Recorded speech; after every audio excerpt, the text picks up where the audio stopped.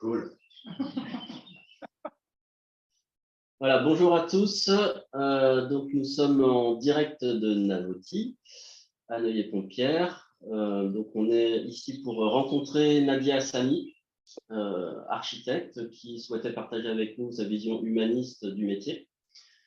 Et du coup, j'ai convié à cette rencontre des amis du territoire qui sont pour certains bâtisseurs, qui ont participé au chantier de Navoti, ou qu'on a rencontrés durant nos rencontres de réseaux territoriaux.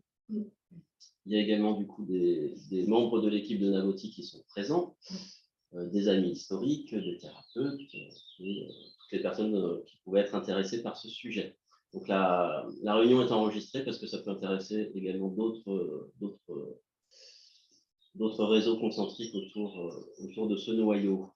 Voilà, donc en visio avec nous aujourd'hui, Sylvain Marbach qui nous accompagne sur le digital et Didier Gonia depuis l'Alsace qui nous accompagne également sur le béton vivant, dont il pourra dire deux mots. Donc si vous voulez bien, on va faire un rapide tour de table avant de démarrer. Hop. Anthony? T'es gentil. Donc Anthony, moi je travaille à Navoti. Je suis en logistique et ma tâche principale, c'est de préparer et d'envoyer les colis. C'est vraiment ce qui prend 80% de mon temps de travail.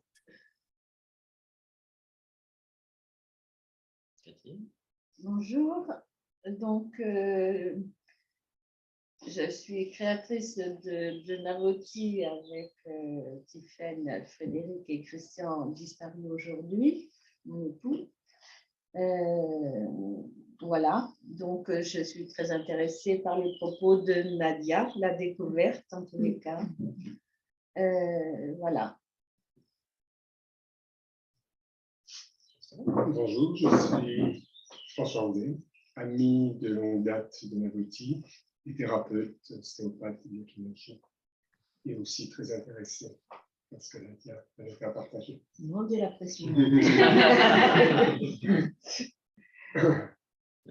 Alors, pour ma part, pour me présenter, c'est Mathieu Menet. Donc, je suis économiste de la construction de formation et je suis futur coordonnateur de travaux chez AIA.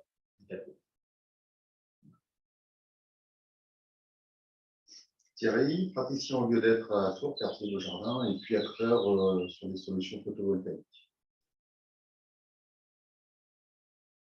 Julia, responsable d'un espace de coworking sur Tours Centre, issue d'une famille de maraîchers berrichons ainsi que la famille de maçonnerie du cœur. Avec Mathieu, donc, on connaît bien l'élaboration de bases d'un bâtiment et c'est pourquoi on accompagne aujourd'hui Nadia et Navoti sur le sujet.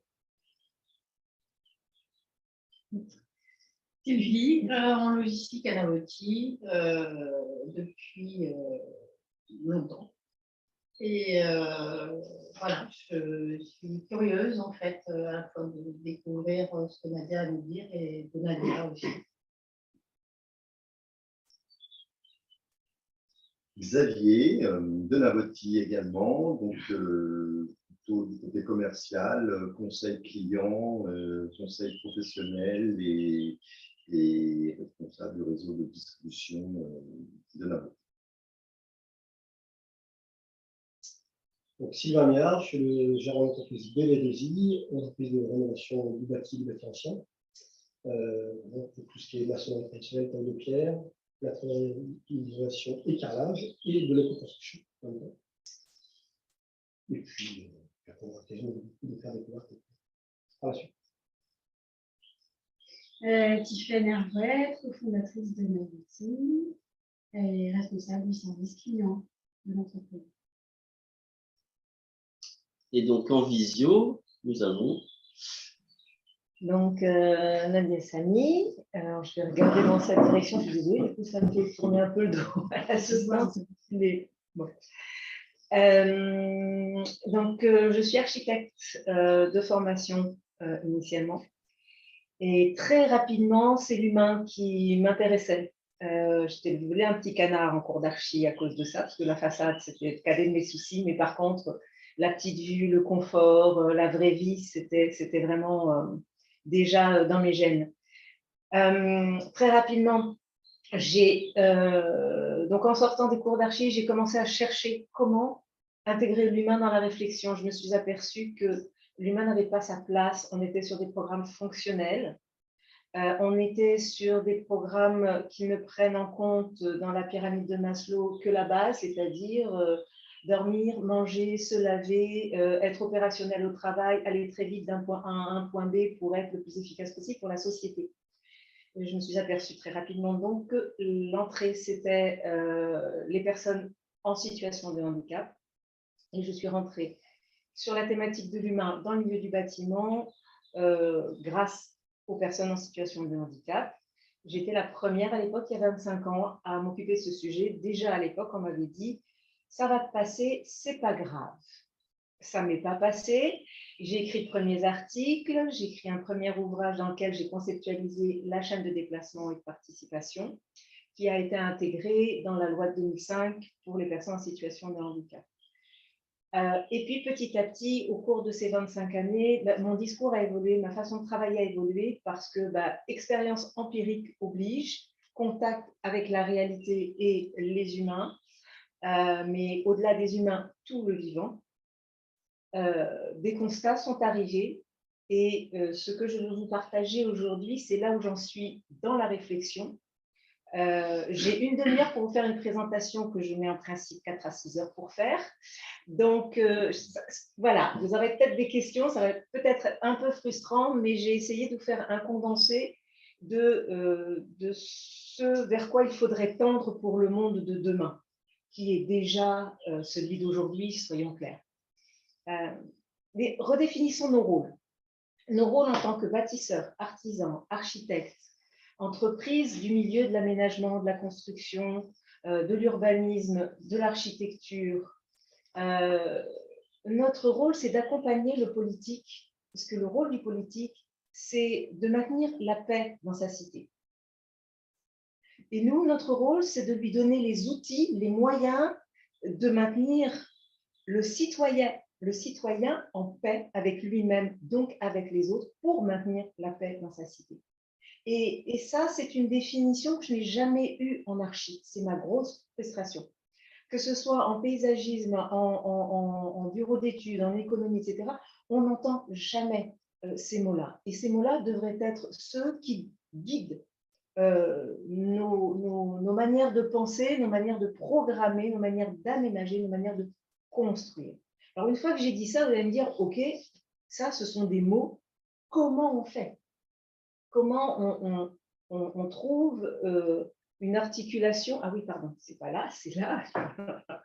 Comment on organise cette pensée de manière à la rendre concrète et à la rendre applicable dans un milieu du bâtiment qui est loin de ça et qui, a priori, ne s'est pas senti forcément concerné par ça.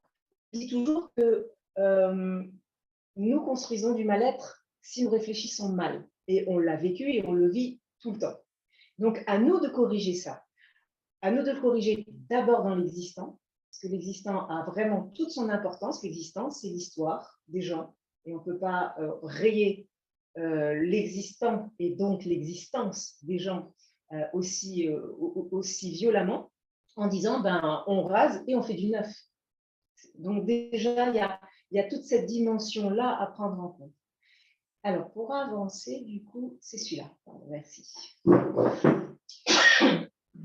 Au lieu de chercher ce qui nous sépare, c'est-à-dire de faire une loi pour les vieux, une loi pour les handicapés, une loi pour les jeunes, une loi pour les étudiants, un règlement pour la petite enfance, un règlement pour la voirie, etc., cherchons ce qui nous relie. Et ce qui nous relie, c'est ce que nous sommes par essence. Nous, humains, au milieu du vivant. Donc, ce qui nous relie et ce que nous sommes par essence, c'est que nous sommes tous biophiles. Nous sommes tous biophiles, nous sommes tous biodiversité dans notre être, dans notre composition. Nous sommes plus de 70% d'eau. Nous avons besoin d'air nous avons besoin de nature. Le Covid a démontré, même aux plus résistants, qui disaient « tu me gonfles avec ton discours, je ne supporte pas la campagne, je n'aime que la ville », ça n'est pas le sujet. Même les plus durs qui disaient ça se sont rendus compte qu'ils avaient besoin de sortir de chez eux, et quand ils pouvaient aller marcher au bord de l'eau, par exemple à Paris, au bord de la Seine, ils dépassaient le kilomètre pour y aller. Donc, nous sommes tous biophiles et nous avons besoin de composer et de respecter cet équilibre avec la nature dans ce que l'on bâtit, dans ce que l'on construit, dans ce que l'on aménage. Nous sommes tous philocales. Nous avons besoin du beau et du bon, de la bonté et de la beauté pour être bien, tout aussi bien. Donc la biophilie est vitale, la philocalie est tout autant vitale. Sans le beau et sans la bonté, on ne va pas bien. Donc nous y avons tous droit. C'est une phrase qui est très importante, qui est très utilisée en marketing. Moi aussi, je le vaux bien. Ça résume tout à fait ça. J'ai droit, j'ai besoin du beau, de la bonté pour tenir droit et être en paix avec moi-même. Tout comme j'ai besoin de biophilie. Nous sommes tous additionnels. Additionnels, nous avons besoin du regard de l'autre. Nous avons besoin de l'épaule de l'autre. Nous avons besoin des bras de l'autre pour exister. Nous n'existons pas si personne ne nous regarde, ne nous touche, ne nous prend dans ses bras. Nous sommes une tribu. La tribu, elle est de 2, de 3, de 4, de famille, de voisinage, etc. Et puis, nous sommes tous pluriels. Pluriels, nous avons des us à travers les âges. Nous sommes pluriels, et je sais qu'autour de cette table, d'autres iront plus loin dans la définition de pluralité de l'humain, du vivant. Nous sommes pluriels en dedans, nous sommes pluriels en dehors. Nous ne sommes pas les mêmes à 3, 2, 50, 70, 20 ans. Cette définition-là, vous pouvez la tester à la préhistoire, en Chine, dans les pays arabes, en Europe, aux États-Unis, dans le futur, c'est toujours la même. Elle marche à travers toutes les cultures, elle marche à travers toutes les couleurs. Donc, c'est vraiment ce qui nous fait par essence. Biophilie, sérotonine, dopamine, ocytocine, on peut jouer avec ces mots-là, mais c'est notre job. Notre job, c'est quand on respecte dans nos créations, dans nos aménagements, que ce soit du logement, que ce soit du bâtiment d'habitation collectif, que ce soit des ERP, eh bien, il nous faut cette part de nature, d'eau, de terre, de mer, de fraîcheur, de biodiversité, le chant des oiseaux, les insectes, soleil, étoiles, lune. Mais on pourrait faire l'exercice ensemble. Vous pourriez remplir ces bulles avec moi en les nourrissant de tout ce qui fait sens pour vous dans la biophilie. Et c'est ça notre exercice, c'est d'aller chercher ensemble ce qui fait sens aux individus qui sont sur un territoire à un moment donné en termes de biophilie. On n'a pas tous la même définition, on n'a pas tous les mêmes besoins, on n'a pas tous les mêmes aspirations. À Marseille, à Strasbourg ou dans d'autres pays. Néanmoins, on a ce corps qui veut qu'on nous apporte ces éléments de nature, ce courant d'air qui va faire qu'on va se sentir bien et qu'inconsciemment, on va faire qu'on ne se sent pas bien s'il n'est pas là, sans comprendre pourquoi on ne se sent pas bien. Et c'est là que notre travail a toute son importance. Nous devons aller chercher les non-dits, ce qui n'est pas dit, ce qui n'est pas exprimé, parce que les gens n'en ont pas conscience. Et nous devons faire ce travail pour eux. Philocalie, la beauté, la bonté, on pourrait dire j'aime, j'aime pas. Et ce n'est pas ça le sujet. Bien sûr, j'aime, j'aime pas, c'est beau, c'est pas beau, ce sont des mots du quotidien qu'on utilise. Mais c'est ce que je ressens, c'est ce que je sens. Ça sent bon, ça sent pas bon. C'est ce que je vois. C'est une autoroute ou c'est une perspective avec de la profondeur, des arbres ou de la mer ou que sais-je. C'est donc ce que je ressens, ce que j'entends, des oiseaux ou des camions, les espaces, les volumes, les hauteurs, ça m'écrase ou ça m'élève et ça me permet de respirer. Les perspectives, le droit au silence, le droit au lent, le droit au courant d'air, à la brise, à la lumière. C'est ça la définition du beau, de la bonté, de ce qui est doux avec l'être et qui permet donc à l'être doux de créer une société plus douce et de vivre en société de manière plus douce et moins violente. Additionnel, on l'a évoqué rapidement, l'altérité, le groupe, la tribu, la réciprocité, le partage, parler, échanger, tout ce qui est l'affect, le rire. Je vous donne un exemple. Vous déplacez une personne parce que vous considérez, ou quand je dis vous, la société, l'aménageur, le bailleur social considère qu'elle n'est pas bien dans cet appartement, dans cet immeuble, et elle le met dans un environnement neuf, propre, qui va répondre à ses besoins d'évolution corporelle. On la coupe de ses voisins, de sa famille, de ses amis, de son boulanger, de son fromager. Elle est très bien physiquement, elle est dans une enveloppe physique qui lui convient. Par contre, psychiquement, elle ne va pas bien du tout, elle est très malheureuse parce qu'elle a été isolée. Donc nous, notre job, c'est de mettre en place les conditions de l'autonomie sans tomber dans l'isolement. Et ça, c'est un super exercice. Pluriel, cette fameuse personne qui a des évolutions, donc des besoins différents à travers les âges, 1 an, 2 ans, 3 ans, 30 ans, 50 ans, 80 ans, des opinions différentes, on ne pense pas la même chose à 20 ans qu'à 50 en général, hein. Des joies, des peines, des douleurs, des forces, des puissances, des maladies, des handicaps, nous sommes tout ça. Déjà, nous sommes tout ça, et ça se respecte aussi. Donc, dans l'exemple que je viens de donner précédemment, on a respecté la pluralité de cette personne en y répondant. On a oublié sa propension à être additionnelle, à avoir ce besoin vital de l'autre dans son histoire, dans ce qu'elle a créé, dans la vie qu'elle a eue. Eh bien, on a échoué parce qu'on a oublié une de ces 4 bulles. Donc, voilà déjà en programmation comment, très concrètement, on peut faire redescendre une parole qui semble politique en éléments de programmation qui permettent d'améliorer le cadre de vie, que ce soit à l'échelle d'une maison individuelle ou que ce soit à l'échelle d'un quartier, d'un immeuble, d'une société entière. Donc là, nous venons de redéfinir ce qu'est l'Homo sapiens par essence. Maintenant, cet Homo sapiens, comment je l'aborde? Alors, ce qui est bien aujourd'hui, c'est qu'on est de plus en plus dans la consultation de l'habitant. Donc, il y a ce mouvement politique qui veut qu'on aille consulter l'habitant, qu'on lui demande son avis, qu'on construise avec lui, qu'on écrive avec lui, qu'on prescrive avec lui. Très bien.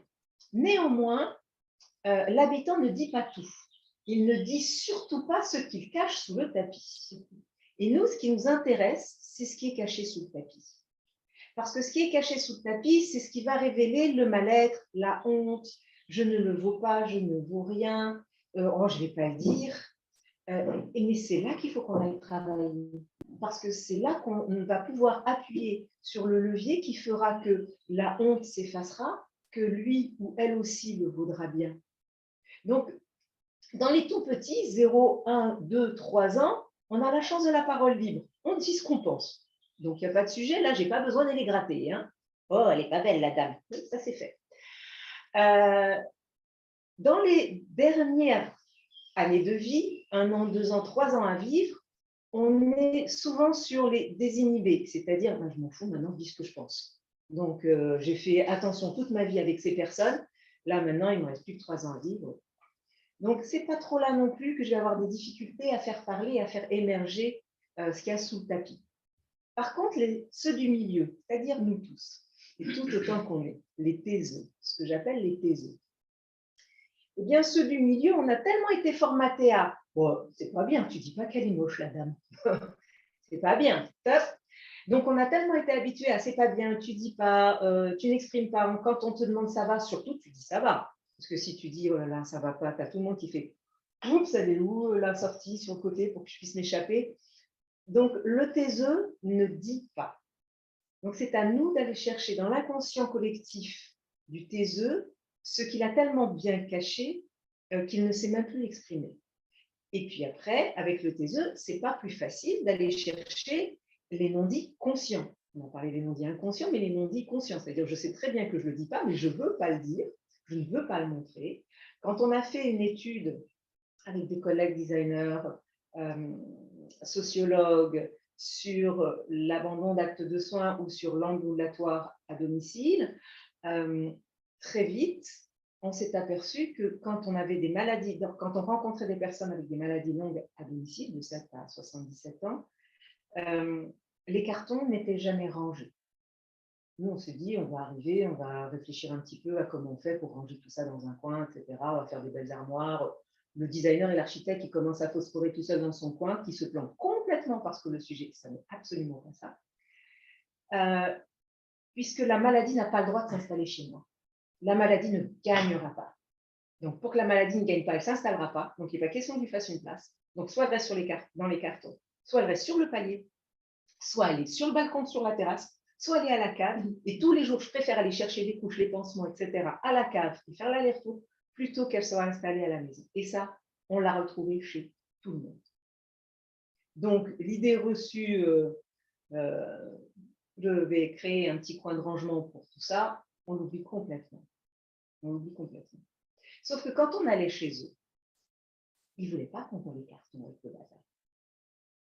Sauf que ce qui était révélateur et qui nous a amené à penser, à repenser le logement de demain autrement, puisque la France se prépare dans les 10 ans à être à 90% en ambulatoire, et que quand j'ai 25 points de suture, mon verre d'eau, je ne peux plus l'attraper tout ça, avec mon domicile devient mon pire ennemi, il y a bien des choses à faire changer dans la programmation d'un habitat.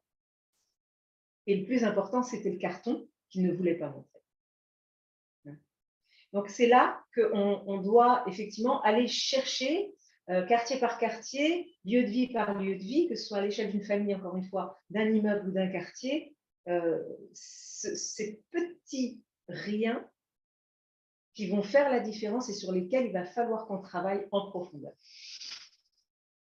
Donc, ce que les habitants laissent avoir et surtout ce qu'ils ont caché et rangé, pour aller plus loin, mobiliser les sens, filmer, enregistrer, photographier. Donc là, c'est rapidement sur ce diapo-là, un peu la méthode, comment je fais pour relever ces éléments et les traduire en éléments de prescription qui font corps et qui font sens pour un programmiste, pour un économiste, pour un architecte, pour un élu, pour un technicien, parce que tout ce qu'on dit, il faut qu'à un moment donné, dans un milieu aussi pragmatique que le milieu du bâtiment et de l'aménagement, il faut des outils qui soient très pratico-pratiques et des méthodes qui soient très pratico-pratiques.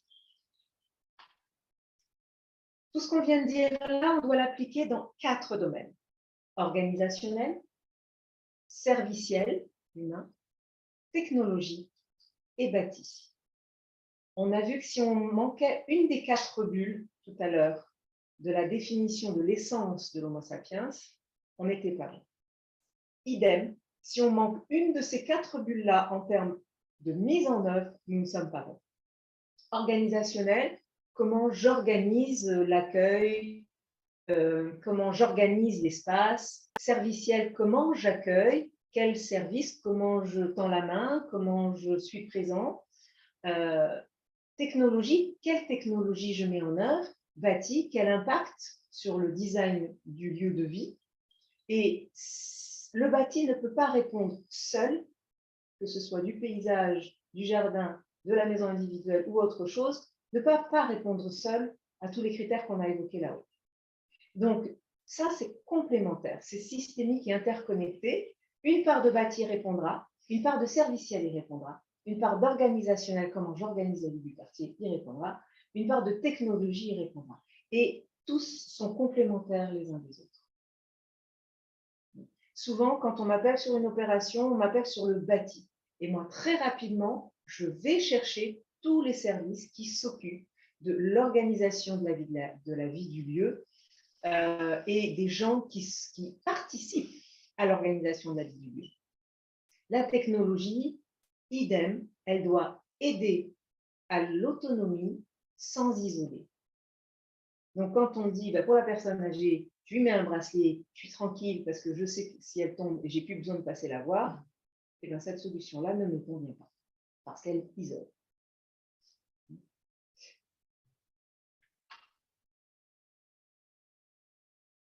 Pour maintenir en santé physique et psychique, puisque c'est l'exercice que l'on fait depuis le début de la présentation, 2 mots-clés, le lien et le mouvement. Tout ce que l'on vient de dire permet de maintenir en mouvement, donc en lien. Tant qu'on est en mouvement, on reste en santé physique et psychique. Quand on me dit tous les budgets partent sur les ascenseurs, je reste parce que l'escalier est essentiel. Je dois permettre aux gens de monter et de descendre les escaliers un maximum. Donc, je dois valoriser les escaliers. Or, aujourd'hui, si vous prenez des immeubles d'habitation, vous voyez bien que l'escalier, c'est le dernier sujet traité. Juste, vous n'avez pas du tout envie d'y passer. C'est une erreur pharaonique. D'autant que l'on sait en neurosciences, on a des scientifiques en neuro sur Bordeaux qui y ont travaillé. Quand on monte et on descend un escalier, on met plusieurs choses en marche dans la tête et dans le corps, eh bien, on continue à produire des neurones. Alors qu'on vous dit à 25 ans, c'est fini les neurones. Poubelle. Et non. Donc, la marche, monter et descendre un escalier, ce sont des éléments clés que l'on doit maintenir, donc que l'on doit valoriser, donc favoriser. Donc, typiquement, aujourd'hui, je me bats pour que les escaliers soient valorisés, avec des fenêtres sur l'extérieur, avec de la lumière, avec de la couleur, avec des thématiques, avec des trombinoscopes des gens qui habitent là, avec les petites phrases, avec les phrases de rêve, avec les phrases de poésie. Vous y mettez ce que vous voulez, du street art, mais vous faites en sorte qu'on ait envie d'y passer. Et l'ascenseur, c'est vraiment quand je ne peux pas, quand j'ai les courses, quand j'ai la poussette, quand j'ai mal au genou ou quand je ne peux plus. Mais ce n'est pas la priorité. Donc, voilà comment on retourne, en fait, ce qui est en train de se dessiner, ce qui se dessine depuis toujours, parce qu'on se trompe de paradigme. On s'est trompé de paradigme. Donc, à nous de corriger les paradigmes pour revenir sur une société, sur des êtres, donc une société en santé physique et psychique. J'ai réussi à tenir mes 30 minutes. Yes. Bravo.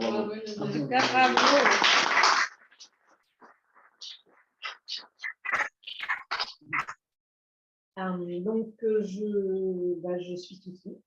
Dites-moi si vous avez des questions, parce qu'après, on peut tout prendre et tout développer pendant un temps certain. Point par point. Donc, vous l'aurez compris, ça concerne absolument tous les postes de la construction, tous les matériaux. Et dans le milieu du bâtiment, quand on parle santé, tout le monde pense à la santé de l'air. Voilà, la santé, c'est physique, c'est ce qu'on respire, ça y est, ça c'est compris. Mais par contre, les autres formes de santé, elles ne sont pas encore intégrées. Et c'est là que j'aimerais qu'on nous allions tous ensemble, puisque seul on va vite, mais ensemble on va plus loin, porter ces process, porter ces collectifs de compétences, ces discours, cette colonne vertébrale qui nous permet de donner du sens aux matériaux que l'on apporte, que ce soit le béton vivant, que ce soit la terre, que ce soit la qualité de l'eau, que ce soit, puisque tout ça converge vers ce qu'on vient de dire. Alors, un petit mot, je dirais, nous, dans notre activité à Navoti, on travaille historiquement sur la qualité de l'eau et les ondes électromagnétiques. On a élargi ensuite au milieu interne avec les intestins, la nutrition et puis l'énergie subtile. Donc, en fait, quelque part, on vient compenser les dégâts d'un urbanisme, d'une architecture incohérente avec le vivant. Puisqu'on vient ramener des ions négatifs aussi avec les técoyas, on vient ramener une ambiance électromagnétique cohérente, etc. Donc, tout ce que l'urbanité, ou même en milieu rural, les maisons en parpaing et les convecteurs électriques, voilà, on génère du mal-être avec de mauvais process constructifs.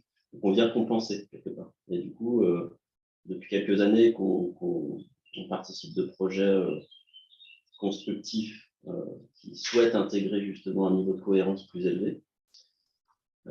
Du coup, son discours vient effectivement rassembler toutes les briques autour d'une colonne vertébrale et de termes et les hormones associées. C'est quelque chose aussi sur lequel on travaille. Donc, c'est très réjouissant d'accueillir cette synthèse. Et puis, du coup, je voulais donner la parole à nos personnes en distanciel qui ne se sont pas encore présentées, mais qui, du coup, pourront nous donner aussi leur retour sur cette présentation. Didier, peut-être? Oui, bonjour à tous déjà, puisque je ne l'ai pas fait au début. Merci pour l'invitation. Même si c'est très spécial d'avoir des carrés sur un écran avec des gens qui bougent, c'est bizarre.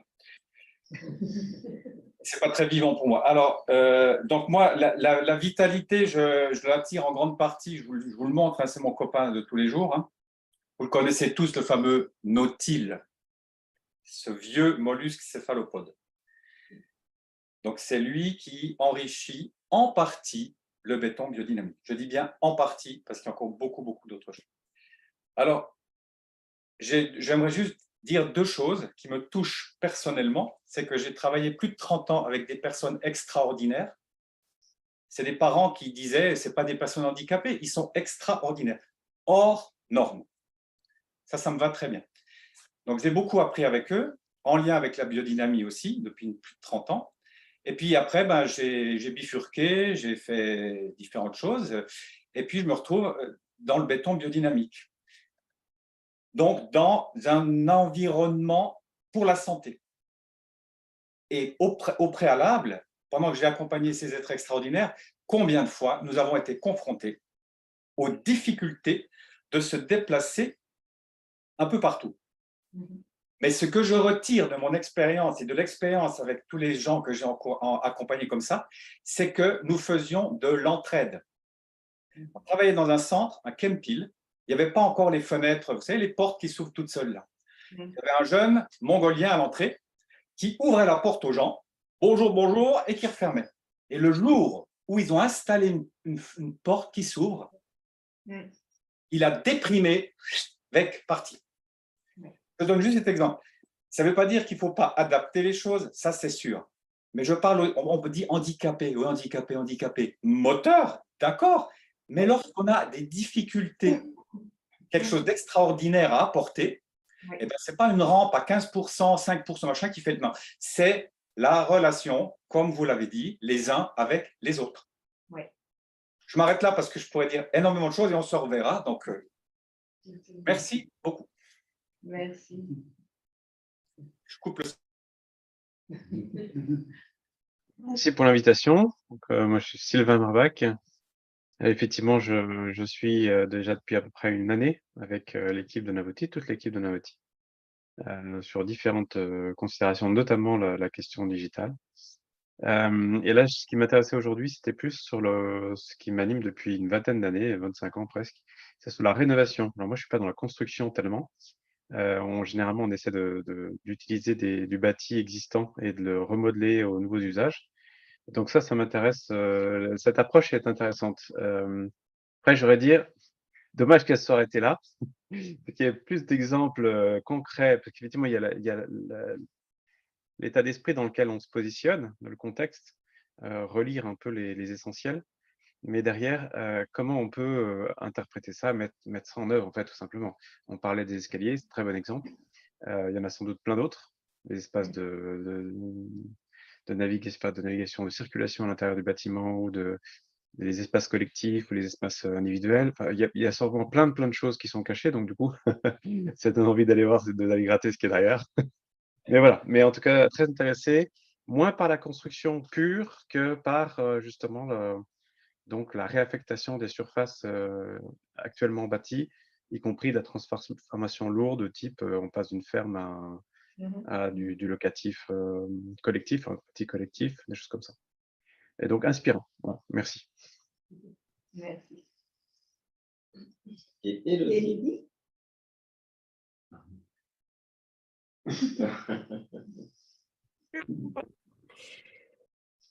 Alors, moi, c'est Elodie. Du coup, je suis à Navoti depuis bientôt 1 an et je suis stagiaire en tant que chef chargé web marketing. Donc, tout ce qui va toucher effectivement le digital également. Voilà. Et je suis ravie de travailler dans une entreprise tournée vers l'humain et de rencontrer un peu plus chaque jour les personnes qui gravitent autour et des gens comme toi, Nadia. Merci pour ta présentation. Merci.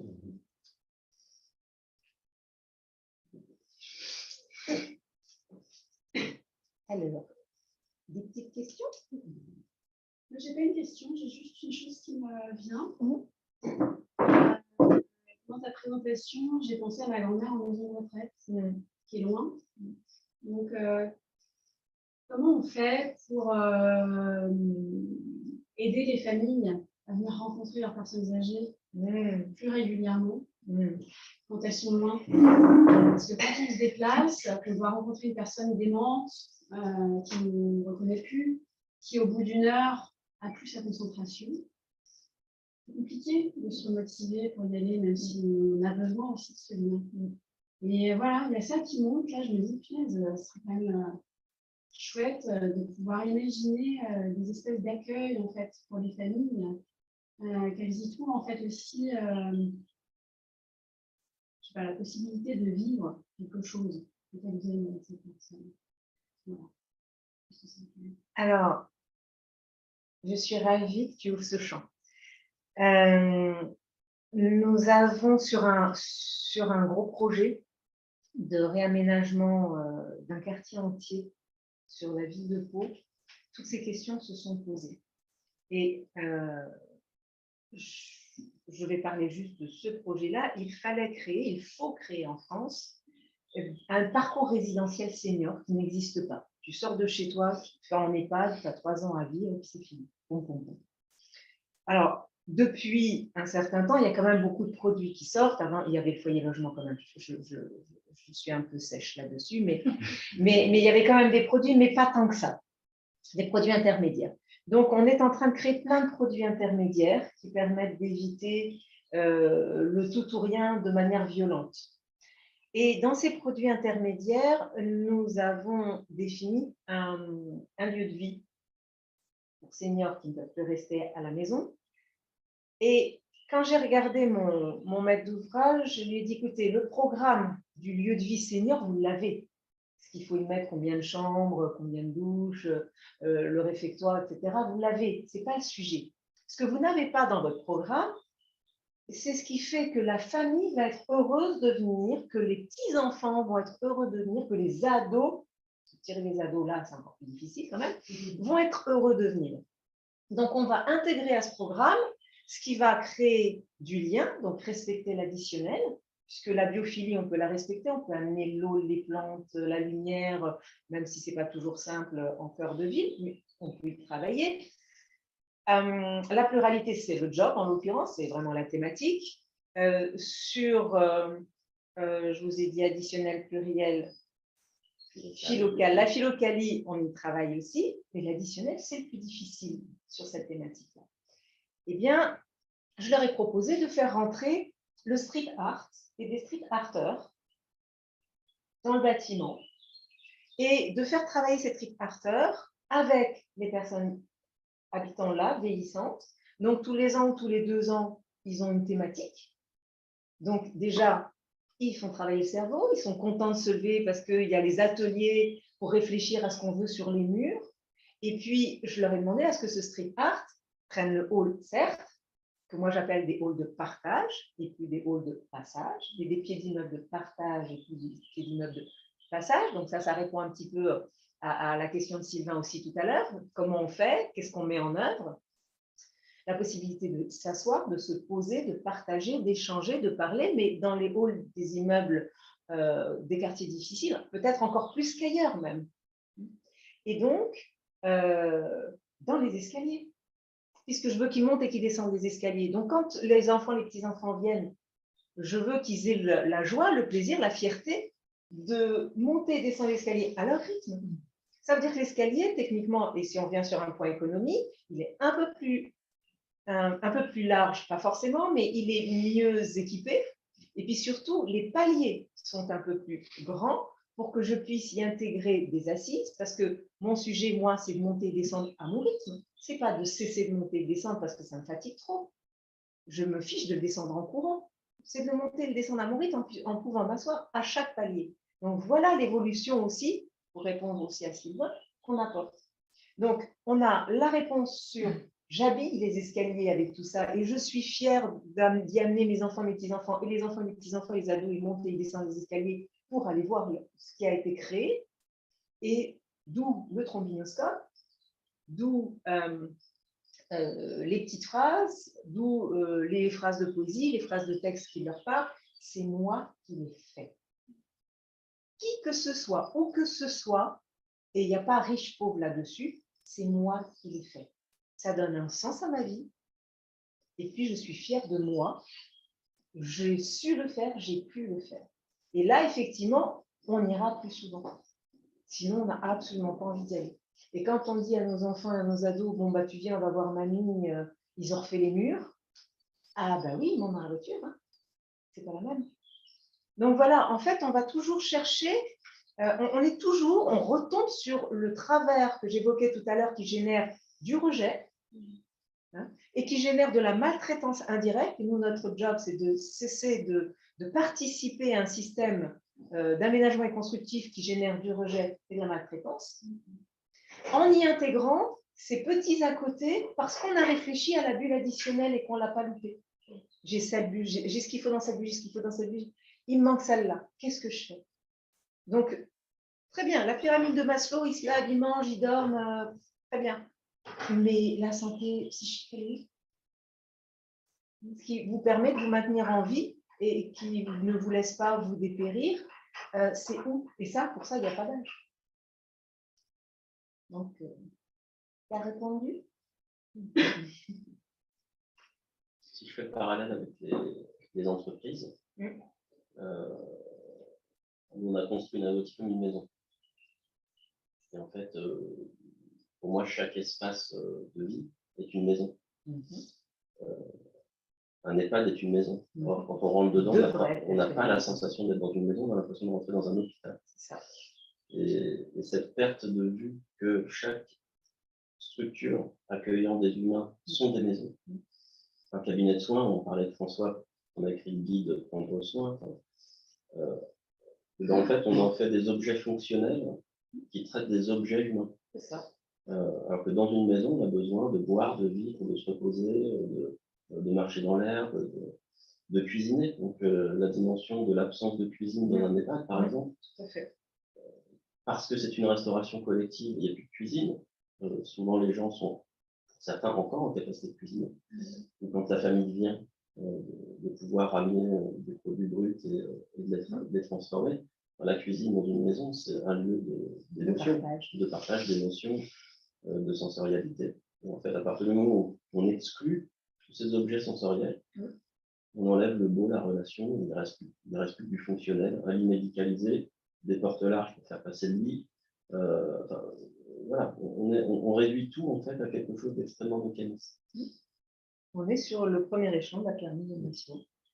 Ce que tu viens de dire là, on l'extrapole dans les hôpitaux. C'est-à-dire que les hôpitaux ne devraient pas nous recevoir comme dans un hôpital. Le lieu qui l'a très très bien compris, très très bien mis en œuvre, alors tu le trouves encore mieux mis en œuvre dans les pays anglo-saxons, mais ce sont les espaces de coworking. Les espaces de coworking, ils te mettent le salon que tu as à la maison dans un espace de coworking pour que tu puisses te mettre comme à la maison, mais en respectant l'additionnel, c'est-à-dire au milieu des autres, du regard des autres, du bruit des autres, parce que j'en ai besoin, parce que sinon je suis isolée. Si je peux rebondir aussi sur la particularité de mon métier aussi, ça a été d'être infirmière sur Bretonnier et Trousseau, et pour faire lever les consciences, pour l'avoir vécu, subi et en avoir souffert, on est sur, il faut lever le levier de l'aspect militaire, en fait, vraiment sur cette froideur mentale et psychique d'âme à âme. Il ne faut surtout pas que l'humain soit, oui, l'humain professionnel, il ne faut surtout pas avoir d'émotion, il ne faut pas avoir d'empathie, il faut être dur, il faut être dans du froid, dans du glacial, dans du néant.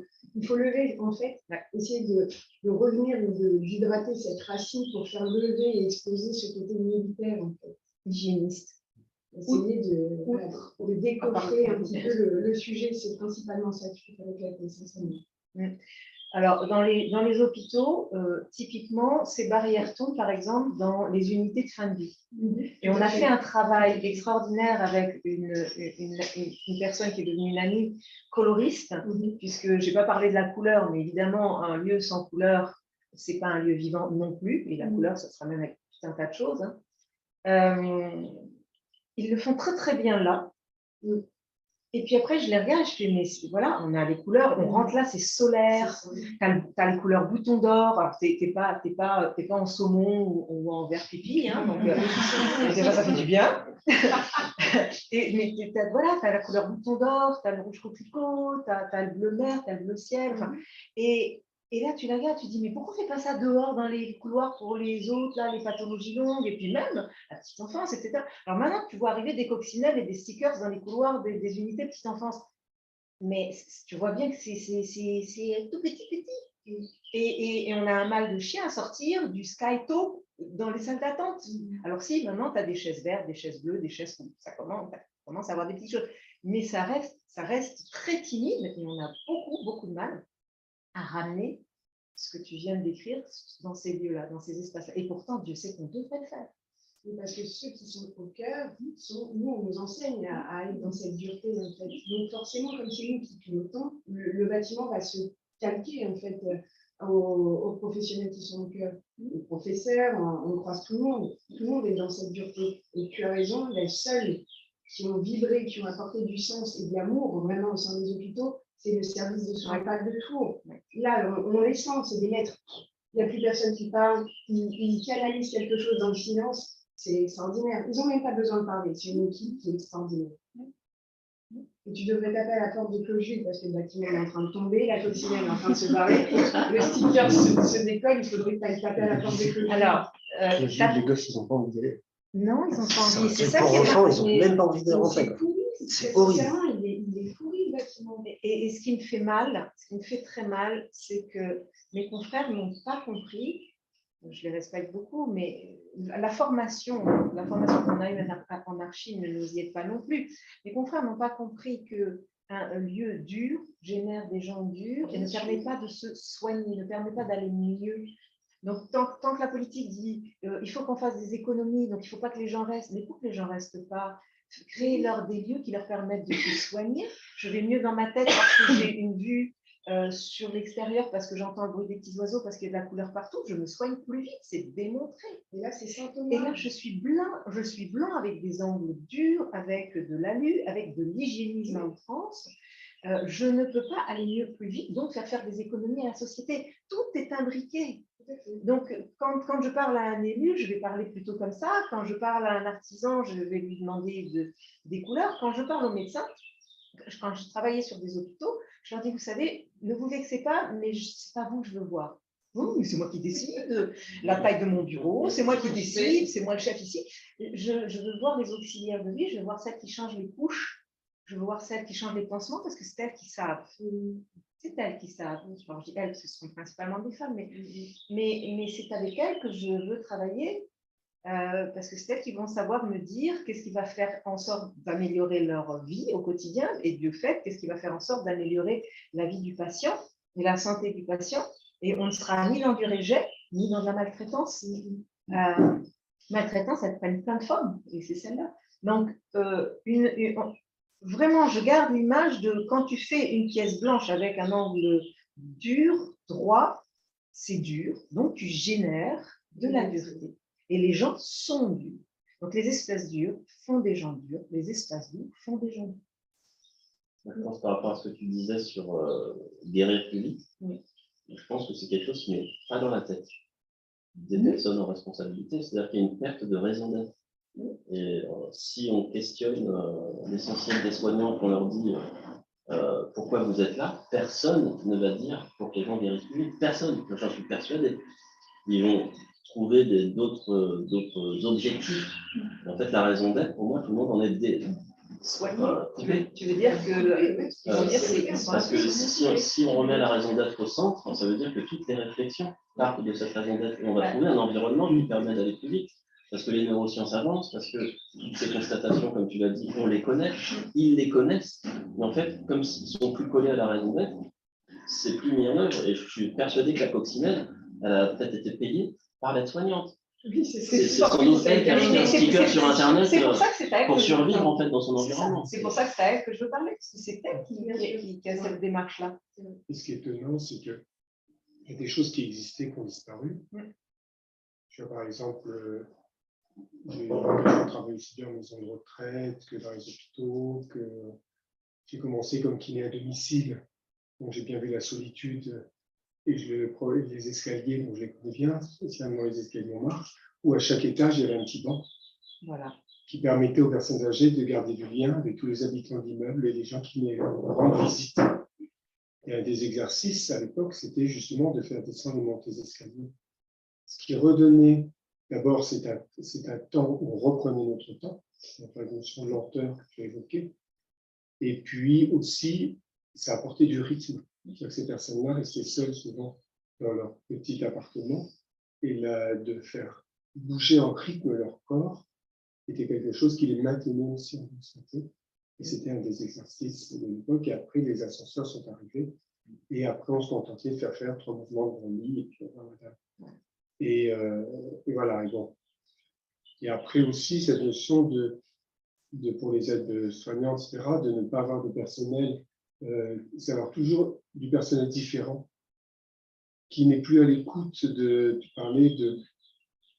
Alors, les choses évoluent, certes, mais les personnes âgées à l'époque, dans les années 90, imaginez le carcan dans lequel elles vivaient, et d'un seul coup, tous les jours, c'était une tornade, où elles étaient déstabilisées, et donc elles oscillaient entre une solitude complète, dans des tornades qui devaient être efficaces, jamais humaines, entre l'infirmière, les soignants, etc. Et bon, ça, c'était à la maison, puis à l'hôpital ou à la maison de retraite, vous connaissez. Et ma mère est infirmière, donc elle me rappelait que quand elles ont toujours beaucoup travaillé.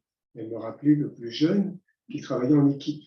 C'est-à-dire que les aides-soignantes, les infirmières vivaient sur le terrain, étaient toujours remontées et pris en compte dans un travail d'équipe. Puis les années, ça s'est perdu. La dernière fois qu'elle a été hospitalisée, on lui a imposé, on pourrait dire, des protocoles sans lui demander son avis. Elle n'était qu'un numéro. Et en plus, elle ne pouvait même pas donner son avis en tant que personne âgée, parce que c'est seul l'avis de ses enfants qui permettait l'acte ou pas. Donc, et à un moment, donc, le chef de service vient et elle lui dit, mais vous vous occupez de la mécanique, là, vous vous occupez que de la mécanique de l'auto, mais il y a un habitant à l'intérieur de cette auto. Est-ce que vous avez appris à prendre en compte l'habitant?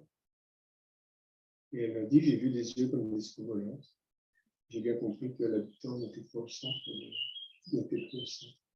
Donc, voilà une petite expérience rapide de choses que j'ai pu rencontrer. Très juste. Et je me dis aussi, indépendamment du bâti, indépendamment des structures, j'allais dire, de vie, que fait-on, les thérapeutes maintenant? Comment sont-ils formés?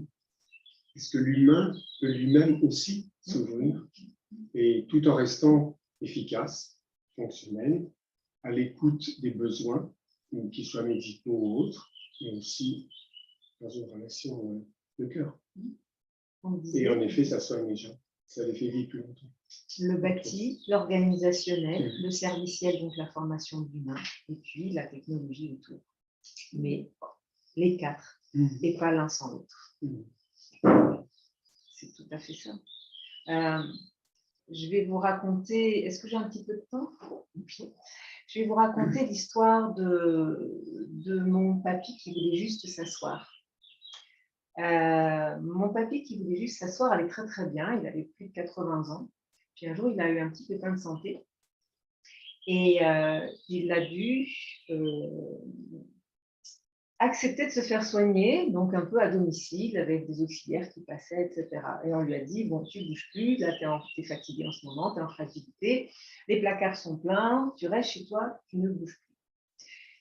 Voilà. Et au Tintin, d'abord, si vous m'avez amené à manger, j'en veux pas. Et puis ensuite, j'ai toujours fait mes balades. Donc, quand tout le monde était parti, il sortait faire sa petite balade, passer chez son boucher, reprendre son sac parce que sa purée, je ne sais pas s'il voulait manger.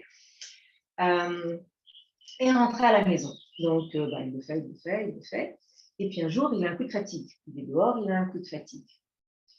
Donc, il s'assoit là où il peut, il s'assoit sur les marches d'une banque. Histoire vraie. Il s'assoit sur les marches d'une banque, il n'entend pas très très bien.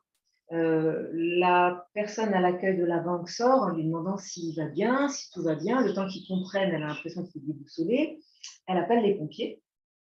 Mais non, je vais très bien, laissez-moi tranquille, je me repose un peu, après je rentre chez moi. Les pompiers arrivent, le protocole se met en place. Une fois que les pompiers ont pris en charge, ils ne peuvent pas l'amener à la maison. Mais j'habite juste là, vous passez devant, déposez-moi. Non, ils l'amènent à l'hôpital. Eureka, c'est l'hôpital où ils le connaissent. Donc, ça va, ils appellent sa fille. L'autorisation et la validation du tiers et non pas de la personne elle-même. Qui dit, mais oui, sa fille, elle habite à 500 bornes.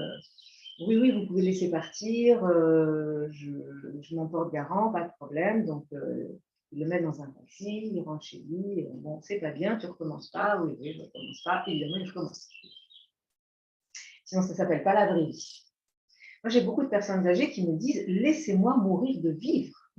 Laissez-moi mourir de vivre. Plutôt que de m'envoyer en maison de retraite.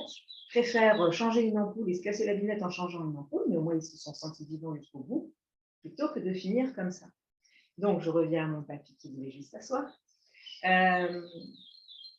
Il ressort, et puis un jour, coup de fatigue. Et là, il est à proximité d'un gros pot de fleurs, d'un gros bac. Et il s'appuie à ce gros bac. Et pareil, il y a une dame qui voit qu'il vacille un petit peu, qui s'approche. Vous allez bien, le temps qu'ils comprennent. Bon. Elle appelle quelqu'un, les pompiers arrivent. Manque de bol ce jour-là, c'est sur l'autre hôpital qu'il est amené. Personne ne le connaît. Mais il va relativement bien, hein, ce n'est pas le sujet. Sauf que là, personne ne le connaît. Le protocole se met en marche, qu'ils appellent sa fille. Nous sommes mardi. Je ne peux pas venir. Oui, mais nous, on ne peut pas laisser partir si vous ne venez pas le chercher. Oui, mais moi, je vous signe une décharge, il n'y a pas de problème. Non, on ne laissera pas partir tant que vous n'êtes pas venu le chercher. Donc, il le garde. Donc, évidemment, lui, il n'est pas content, il hurle, il bataille, il veut partir, il essaye de se barrer. Qu'est-ce qu'ils font? Eh bien, il l'attache au lit. Elle va arriver le samedi. Entre le mardi et le samedi. Il demande un verre d'eau. Alors, pour des choses très concrètes, ça, quand je deviens malvoyante, puisqu'on parlait de tous les types de handicaps sensoriels, physiques, psychiques, visuels, auditifs, mental, cognitifs, on lui apporte un verre d'eau, mais il est transparent. Sur la table de nuit à côté, il ne le voit pas. Donc, il rappelle parce qu'il a soif et qu'il veut un verre d'eau. L'infirmière, elle s'agace. Maltraitance indirecte, juste liée au fait qu'on n'a pas prescrit que ce verre devait être de couleur contrastée pour que les personnes malvoyantes le voient. Donc, les deux sont en maltraitance, le service soignant et le soigné. Et puis, du coup, comme il veut faire pipi, mais que ils ont peur qu'ils se barrent, ils le sont. Et la machine s'enclenche. Et là, vous avez un papy qui, en 4 jours, voit vraiment sa santé se dégrader. Elle arrive le samedi, ils ne peuvent plus le laisser sortir dans l'état où il est. Il va en maison pour se refaire une santé, entre guillemets, et en 3 semaines, il part. Question.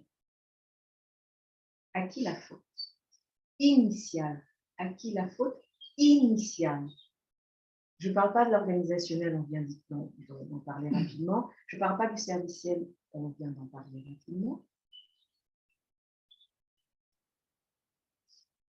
L'urbanisme. À l'urbanisme.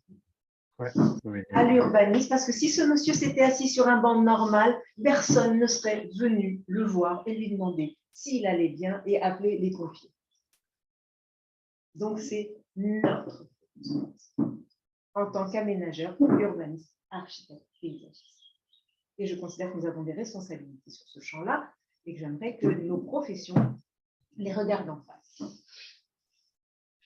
Je dirais du coup politique, parce qu'en fait, les bancs ils sont relevés dans la ville parce que il y a des déçus. En fait, on ne prend pas en charge le quart social. On enlève tout ce qui gêne, on enlève les bancs. Sauf que le banc, il peut prendre une autre forme, il peut s'appeler assise, et il peut même si je n'aime pas ce que je vais dire, empêcher le SDF de s'y allonger, parce que c'est une aberration, parce qu'il faut bien que ça mange quelque part, ce pauvre homme. Donc, admettons que le politique veuille enlever les bancs, tu peux mettre des applicatifs, tu peux mettre des assises, tu peux mettre des chaises. Et moi, je demande beaucoup de chaises en salon, non pas pour évacuer les SDF, mais pour pouvoir faire salon dehors. Ça, c'est aussi une des réponses, Sylvain. Pouvoir faire salon dehors, c'est très important. Et on ne fait pas salon sur un banc. On ne se cause pas comme ça. On se cause comme ça. Donc, il y a plein de solutions. Et on passe toujours à côté parce qu'on focalise, on est focus sur un problème et on ne réfléchit pas de manière systémique et holistique à toutes les thématiques et à tous les sujets. L'assise sert à qui et à quoi? Donc, ok, elle sert au SDF à s'allonger, mais elle sert aussi à qui et à quoi? Ok, je veux plus ça, mais je veux quoi? Je veux maintenir quoi? Je veux supprimer quoi? Bien sûr que je maintiens l'assise. Bien sûr. Donc, c'est toutes ces subtilités-là. Je prends un autre exemple très pragmatique, là, qui touche à l'organisationnel et au serviciel. On me dit toujours, les personnes âgées ne mangent pas, donc pour qu'elles mangent, on leur amène des plateaux repas. C'est un poste, c'est une ligne budgétaire pour les communes, les communautés d'agglo énorme.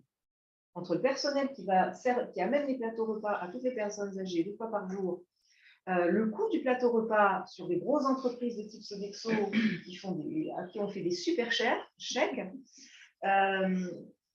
Et quand tu les regardes et tu dis, mais attendez, pourquoi vous amenez des plateaux repas aux personnes âgées qui ne mangent pas? Puisque quand on va chez eux et qu'on fait une petite étude de terrain, les plateaux repas, ils sont soit pas touchés du tout, soit à peine touchés. Ah oui, mais c'est peut-être la qualité de la nourriture. Non. Réfléchissons à l'être. L'être en France, dans nos pays latins. Manger, c'est quoi? C'est partager. Si j'ai personne avec qui partager, je ne mange pas. Donc, amenez-moi tous les plateaux repas que vous voulez, vous me maintenez dans ma solitude. On est sur du confinement à domicile, on n'est pas sur du maintien sur son lieu de vie, et on n'a pas répondu à l'aspect additionnel, pluriel de la personne. Donc, à partir du moment où tu considères que tu ne manges pas, non pas parce que tu n'as pas envie de manger, envie de te faire à manger, mais tu n'as pas envie de manger parce que tu es seul, tu changes le système et tu n'amènes plus un plateau repas. Tu travailles avec des associations qui mettent en lien les jeunes qui n'ont pas suffisamment d'argent pour se payer à manger, les anciens qui peuvent préparer à manger pour deux et qui reçoivent le jeune chez eux, et du coup qui mangent. Et du coup, l'ancien, il a une motivation pour se lever 1 fois par jour, se laver 1 fois par jour, s'habiller 1 fois par jour, sortir faire ses petites courses 1 fois par jour, parce que sur le parcours, on lui a mis le petit banc qui va bien, la petite assise, du coup, qui va bien sur les paliers, et aussi en rez-de-chaussée, parce que quand il sort, il est peut-être frais, mais quand il revient, avant de reprendre l'escalier, c'est bien qu'il puisse s'asseoir un tout petit peu pour monter avec ses 6 œufs, son pain et son litre de lait. D'accord? Parce qu'on lui a mis tout ça en place, il va se mettre en mouvement et ça va lui prendre 3-4 heures à tout préparer et il va manger avec le jeune ou moins jeune qui va être venu et on va avoir gagné sur notre objectif à atteindre de lien, de mouvement, de pluralité, d'additionnel. La philocalie, elle est aussi apportée par la couleur de l'autre, ce que je sens, ce que je ressens, ce que je mange, etc. etc., etc. La biophilie, ben, je la trouve dehors. Si j'ai bien anticipé aussi la biophilie, mais je peux aussi la trouver dehors. C'est comme ça qu'on travaille. Vous allez me dire, oui, mais tous les vieux ne veulent pas faire rentrer des gens chez eux. Okay. Ticket restaurant pour aller manger à la cantine de la municipalité ou à la cantine de la CTU, si je préfère être avec des étudiants, ou à la cantine de la crèche ou de la maternelle, si je préfère être avec des petits.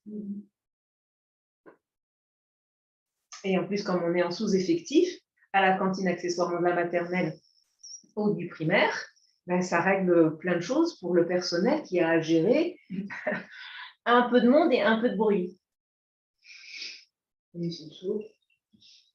Et puis, comme ils ne sont pas les derniers à être joueurs, ça plaît beaucoup aux enfants. Parce que le petit pois, ce n'est pas toujours l'enfant qui lance en premier.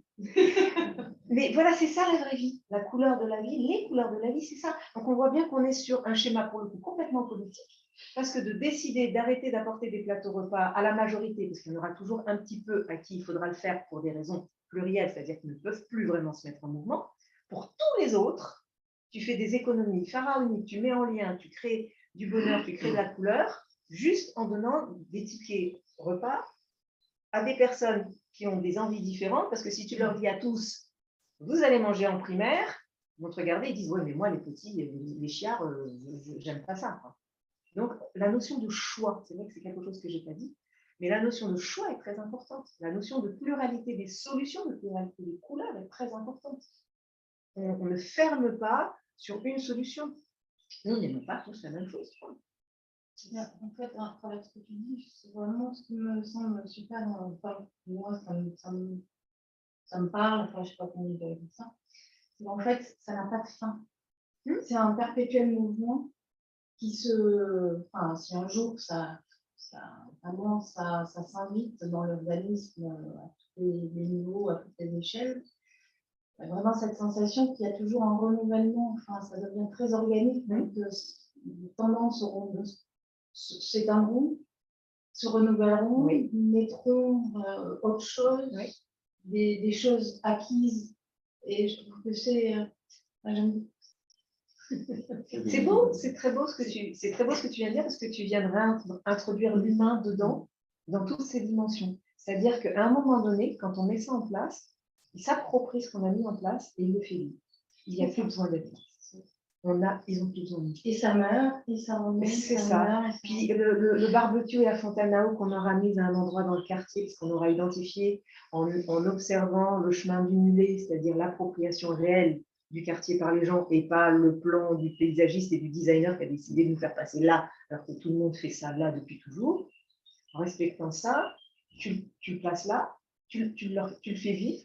Donc, tu enlèves le risque de feu, de brûlure, de machin, parce que tu fais quelque chose de propre. Tu leur amènes l'eau, les assises, les tables, etc.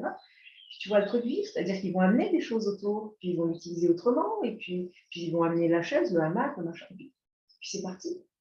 Puis tu auras toujours ceux qui respecteront en disant, mais c'est sous ma fenêtre, ça ne me plaît pas, ça fait trop de bruit, je veux que ça soit déplacé.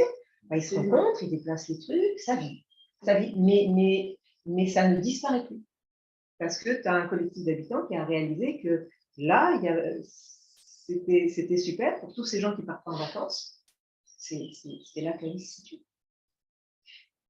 Pour rebondir, aussi pour donner une piste à Sylvain, on a trois, parce que tu viens de parler d'échelle. On a une échelle de temps et une échelle de territoire.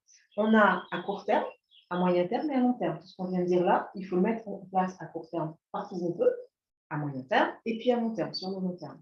Et puis, à l'échelle du territoire, c'est dans le premier triangle de déplacement, appartement, boîte aux lettres, container. Pour ceux qui ne se déplacent pas du tout, c'est minimum syndical qu'ils fassent. Donc là, déjà, on a plein de choses à mettre en œuvre. Ensuite, c'est les 30 mètres. Les 30 mètres, c'est le boulanger, le pâtissier, c'est tout ce que je fais à pied, dont je parle. C'est le pâtissier, le boulanger, le boucher, le commerce, la voisine, etc. Les 300 mètres, c'est je vais promener mon chien, donc 300 aller, 300 retour, je vais me faire une petite marche, ça fait quand même 600 mètres de balade. Et puis le dernier kilomètre, tout le monde vous en parle. Alors, les transporteurs, ça, c'est le dernier kilomètre, parce que le bus s'arrête au dernier kilomètre. Après, comment on fait pour que les gens, depuis le dernier kilomètre jusqu'au domicile, puissent accéder? Donc le dernier kilomètre, tout le monde en parle. Mais le triangle, les 30 et les 300, et là, on a tout à faire. Tout ce qu'on vient de dire ensemble, on doit le faire là. Et si tu vois que tu es de bulle en bulle, de 300 en 300, on crée du lien et on crée de la vie. Et du bulle en bulle, on ne crée pas la même chose. C'est-à-dire, si là, je fais le potager des tomates, sur la bulle d'à côté, je vais faire les courgettes et les aubergines, et puis ils vont échanger, ils vont partager. Donc, ils vont se rencontrer. Est-ce que c'est efficient quelque part? Est-ce qu'il y a des choses qu'on peut déjà tester, faites Tout ça, j'ai réussi à le mettre en place sur le quartier de Saragosse à Pau, sur lequel on m'a appelé. C'était un quartier difficile en désuétude, avec un certain nombre d'appartements vides, avec un niveau de population vieillissant relativement élevé. Il est vrai que quand ils m'ont appelé, ils m'ont demandé: est-ce que vous pouvez nous aider à réaliser au titre de la loi de 2015 pour le vieillissement et le maintien à domicile des appartements et des sanitaires, des douches accessibles? Et je les ai regardés. Au revoir, merci. Et je les ai regardés en leur disant ça génère du confinement à domicile, pas du maintien sur son lieu de vie. Donc on commence dehors et on finira dedans. Et les élus ont écouté. Et il a fallu travailler avec les élus et les techniciens pour faire en sorte que les deux discours se rencontrent, convaincre les deux niveaux, tous les niveaux, faire travailler des élus qui ne s'étaient jamais rencontrés. Parce que chacun est cloisonné. On disait tout à l'heure, il faut décloisonner les lois, il faut décloisonner les individus, il faut décloisonner les âges, mais il faut aussi décloisonner les services dans les mairies pour qu'ils se rencontrent et que ça matche et qu'on ait des solutions intelligentes et intéressantes. Et là, on est parti sur une orientation politique que l'élu de la ville de Pau portait en plus politiquement, c'est un plan anti-solitude. Moi, j'aurais préféré appeler un plan anti-isolement, mais c'est moins glamour, parce que la solitude, on l'a choisie et on peut y être bien, alors que l'isolement, on le subit. Mais c'était l'idée, donc un plan anti-solitude, et c'est vrai qu'en chapeau de tout ce que je viens de dire, d'avoir un plan anti-solitude, c'est une très bonne piste politique, puisque du coup, tu y mets la personne en situation de handicap, tu y mets la personne glissante, tu y mets l'étudiant, on sait que 40% de nos étudiants souffrent de solitude, tu y mets les parents isolés avec enfants, tu y mets tous ceux qui sont en souffrance en fait. Et là, tu mets les 4 bulles, tu mets les 4 bulles organisationnelles, tu mets les 4 bulles qui définissent l'essence de l'homme, et tu arrives à ce qu'on a évoqué tout à l'heure rapidement, les halls de partage, les piles de partage, les fontaines, les aménagements, les petites voiries, les petits chemins de l'extérieur, de la plage au grain de sable. Voilà, du très très grand, du macro à la petite cuillère. J'avais une question sur l'aspect budgétaire. Dans ton fonctionnement humaniste, quand les élus te suivent, dans quelles enveloppes et dans quelles caisses vous tapez Europe, comment vous vous faites aider pour justement réaliser, on va dire, la pépite élite de ton œuvre? Alors, moi, je ne vais pas forcément coûter beaucoup plus cher, parce que tout ce que je dis depuis tout à l'heure, c'est du bon sens. Okay. Donc, tu vois, la couleur, la peinture, les équipements. Après, sur les lignes budgétaires, c'est plutôt en réhab lourde, où ils vont chercher des lignes budgétaires à l'ANRU, des lignes budgétaires à l'Europe, des lignes budgétaires à la communauté d'agglo, à la région, au département, tout ça se croise. Okay. Sur la thématique vieillissement, typiquement, il y a énormément d'argent. Oui. Donc, si tu fais passer tout ça à travers la thématique vieillissement, ce qui s'est passé sur Pau, hein, c'est la thématique vieillissement qui a porté, mais finalement, c'était pour tout le monde. Mais c'est la thématique vieillissement qui a porté. D'où ma difficulté, par exemple, à avoir le retraitement des cages d'escalier, puisque pour eux, vieillissement égale ascenseur, donc financement ascenseur, mais pas escalier. Non, pour maintenir les personnes vieillissantes en bonne santé, il faut qu'ils prennent l'escalier. Donc, valorisation escalier. Oui, mais ça n'existe pas chez nous. Ok, là en Russie, s'il vous plaît, changez vos textes de manière à pouvoir me lâcher une ligne budgétaire sur la valorisation des escaliers, parce que vous commencez à comprendre que la santé, par anticipation, pour que la personne nous coûte moins cher en termes de santé physique et même mentale, il faut qu'elle continue à prendre les escaliers. Ah oui, donc c'est en train d'avancer tout ça.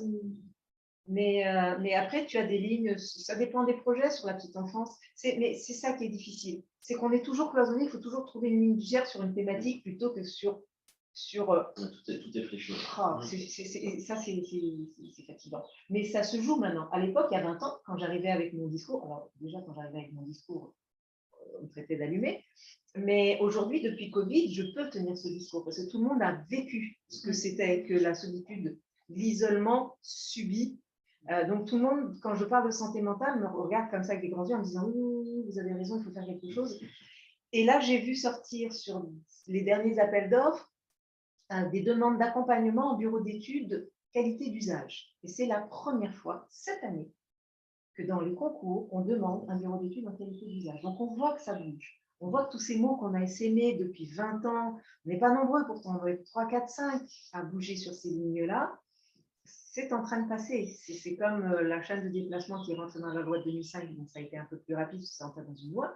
La qualité d'usage, ça y est, on a des bureaux d'études qualité d'usage. Waouh! Alors, je ne sais pas ce qu'ils font, hein, mais le mot est là. Donc, on avance. Sur la santé mentale, j'ai trouvé aucun confrère qui travaille. À chaque fois que tu as des super conférences sur la santé, c'est toujours la santé physique. Parce qu'on ne maîtrise pas en France la santé mentale. Absolument. Ça fait peur. Moi, quand on m'appelle, du sujet, je t'assure. Mais quand on m'appelle souvent les bailleurs sociaux m'appellent en me disant bon, nous avons des personnes handicapées psychique dans notre immeuble qui se balade tout nu dans les cages d'escalier, est-ce que vous pouvez nous aider?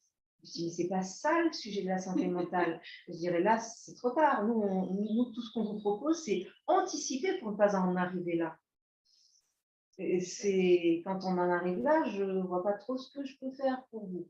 Mais c'est ça. Pour eux, la santé mentale, c'est j'ai un problème, un instant T avec un individu, il faut le régler, point.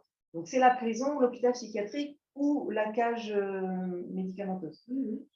On en vient aux signaux faibles, en fait, on n'arrive pas à appréhender en France.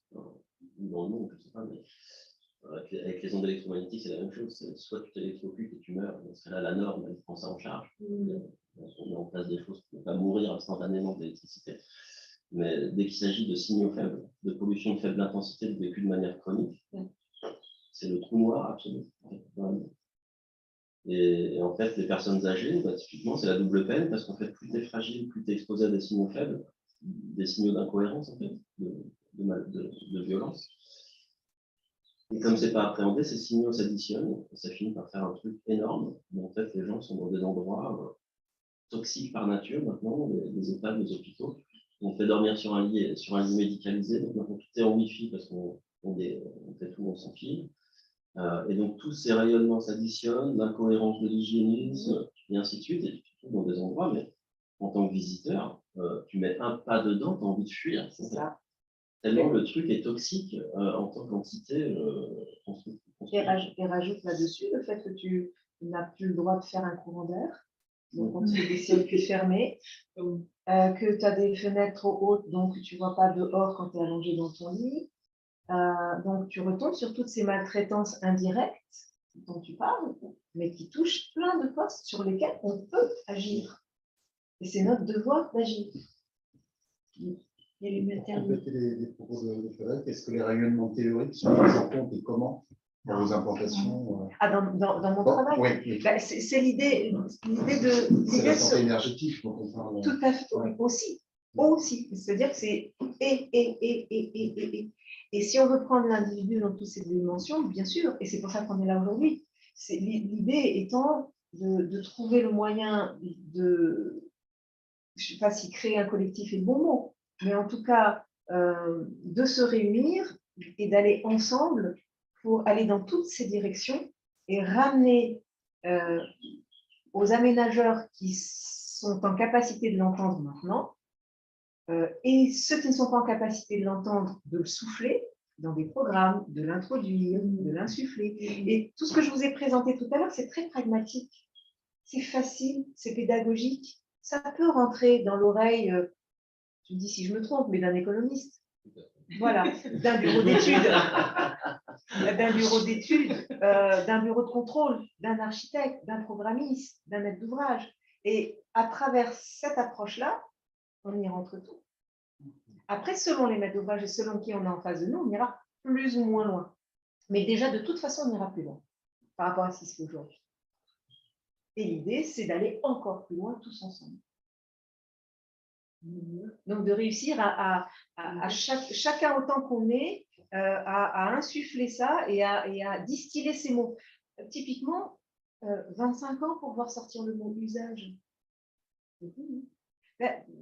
Patience et pugnacité.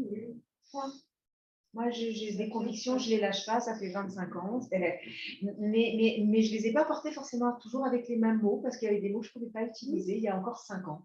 Avant Covid, il y avait encore plein d'herbatives que je ne pouvais pas utiliser. Alors, le mot bisounours, je me suis pris en pleine face tout le temps. Hein. Utopie, si, mais comme toutes les utopies deviennent des réalités, notamment la chaîne de déplacement, on m'a dit, oh, n'importe quoi, c'est rentré dans la loi. Ma première utopie est devenue une loi. Donc, même pas peur, même pas mal, mes utopies deviennent des réalités, donc je continue. Mais on est vraiment là, on verra jusqu'où on peut aller, mais on est aux prémices de ça, parce que le Covid nous a permis d'aller plus vite, parce que sinon, ça, c'était encore 10 ans de plus, hein, tout simplement. Et quand tu disais tout à l'heure, tu devrais aller voir, oui, je voulais revenir là-dessus, tu devrais aller voir Clocheville, je ne peux pas. Parce que quand tu vas voir quelqu'un, quand tu démarches quelqu'un qui n'est pas prêt à accueillir ça, aucune porte ne s'ouvre. Alors que quand les gens viennent me chercher, on fait un très bon travail. Donc, du coup, j'ai appris aussi à ne pas forcer les portes. Par contre, à distiller. Pourquoi dans ma profession, je ne suis pas reconnue en tant qu'architecte et que je suis parfois même méprisée par certains de mes confrères architectes? Parce que je ne fais pas des beaux bâtiments que je signe avec des belles façades, des belles villas, etc. Mais si je faisais ça, je pourrais le faire. Si je fais ça, je m'occupe de mes bébés, j'apporte tout ce que je sais faire à mes bébés, à ce couple, à cet immeuble. Mais par contre, je ne distille pas. Je n'ai pas le temps de tout faire. Donc, j'ai pris le parti de distiller. Mon choix, c'est de distiller, d'essaimer. Tu es la reine, nous sommes tes abeilles. Pardon? Tu es la reine, nous sommes tes abeilles. Oh, oh. Alors, comment te dire? C'est gentil, merci. Mais non, parce que c'est vraiment positif. Oui, mais je sais, hein, je vraiment, sais, c'est pour ça que je te dis merci. Il faut Mais je pense que nous sommes justement tous des reines. Oui, sommes oui, tous oui, des bien sûr, reines. mais là, c'était 100% positif.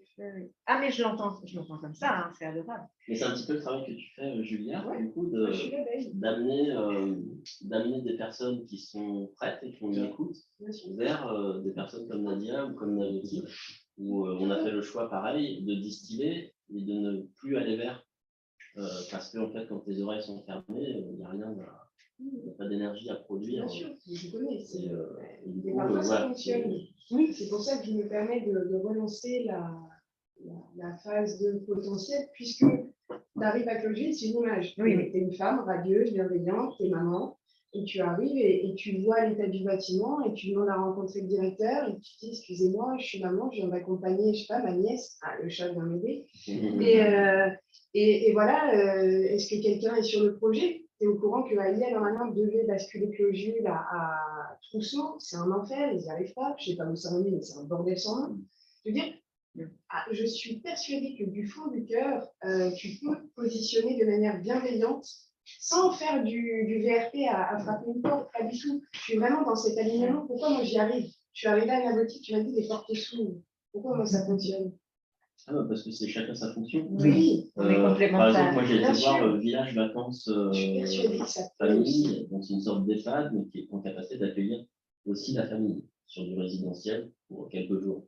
Donc la famille, justement, soit sur site et passe du temps avec son aîné et tout ça. J'ai montré le phénomène des lits médicalisés, il ne se passe rien derrière. En fait, des gens que j'ai rencontrés, tout ça, c'est des portes, c'est de l'énergie, c'est un livre blanc écrit, mais il ne se passe rien, en fait. C'est plus par des gens dont la fonction est de ramener dans le nid des personnes, c'est pour ça que je s'appelle Julien, qui vient justement ramener des personnes dans le nid, ramener des œufs dans le nid qui a été fait. Parce qu'on ne peut pas être nid et en même temps déployé, parce qu'un nid, c'est un espace statique, en fait, qui a une dynamique interne, mais c'est un espace, en fait. Et tu ne peux pas déplacer un nid comme ça. Donc, voilà. Et en fait, il faut accepter de faire le deuil. Hein. Je pense que je l'ai fait. On fait pas mal de deuil. Je l'ai fait, je ne citerai pas l'hôpital, un très très gros hôpital sur Paris. Tu as plusieurs interlocuteurs qui sont en charge des aménagements, qui sont en charge du budget, du budgétaire des investissements, tu as la direction, tu as les fondations, etc. Déjà, il faut réussir à convaincre tout ce monde-là. Quand on a un, ça va à peu près. Quand on a plusieurs, tu en as toujours qui font On vient de refaire la signalétique, on vient de refaire toutes les salles d'attente en Skytaupe. Tu viens nous dire qu'on a tout faux. Oui, mais tu plaisantes, t'es qui? Excusez-moi, je vais repartir. C'est pas grave. Mais voilà, tu as quand même énormément de résistance en face. Et puis dans le même temps, dans ce même groupe, tu avais des gens qui disaient mais waouh, mais c'est bien sûr. Sauf que là, pour ne pas vexer Pierre, Paul, Jacques, qui ont prescrit ça, qui sont convaincus que le taupe, c'est ce qu'il y a de mieux, parce que dans le 16e, dans les salons du 16e, tu n'as que du taupe, donc tu mets du taupe. C'est ce qu'il y a de mieux pour se sentir bien, et que tu es avec des gens qui sont plutôt de ce milieu-là. Compliqué. Mais voilà, c'est quand c'est l'heure, c'est l'heure. Et quand c'est pas l'heure, tu peux toujours déposer des graines. Les graines sont déposées. Et là où tu as raison, c'est que tu déposes une graine quand tu fais ça. Déposes une graine et tu touches quelqu'un qui va peut-être dans 2 ans, 3 ans, 5 ans, 10 ans, quand il va toucher à quelque chose, dire attends. Et ça, c'est bon. Oui. C'est pour ça que j'ai jamais de regret à ce que les portes se referment, parce que j'ai posé une grève. Je ne vais pas chercher un marché. Si tu vas chercher un marché, ça ne marche pas de toute façon. Donc, pas de regret. J'observe, à l'intérieur, je souris et puis je regarde ce qui sortira dans les années qui suivent. Et souvent, ce qui vient à nous ne vient pas de la personne dont tu te dis, tiens, il a entendu, il a écouté, puis il vient de voir après, ou elle vient de voir après en disant, il faut qu'on bosse ensemble, tout ce que vous avez dit, c'est génial. Celui-là ou celle-là, en général, tu ne la vois jamais. Par contre, la personne qui était super silencieuse, planquée au fond, qui n'a rien dit, qui te rappelle 2-3 ans après en disant, vous vous souvenez, on s'est croisés là, j'ai bien aimé ce que vous avez dit, là j'ai ça qui sort, ce serait bien qu'on y travaille ensemble. Et c'est subtil, hein, l'humain. Ce que je dis toujours, c'est pas de l'amiante, l'humain. Hein. C'est pas on enlève, on stocke. C'est complexe, c'est subtil, c'est riche, c'est du sens, c'est de la vie, c'est du vivant. Donc, je ne sais plus avec qui on parlait de logement social. C'est avec toi, Sylvain. Il y a quelqu'un qui me parlait du logement social.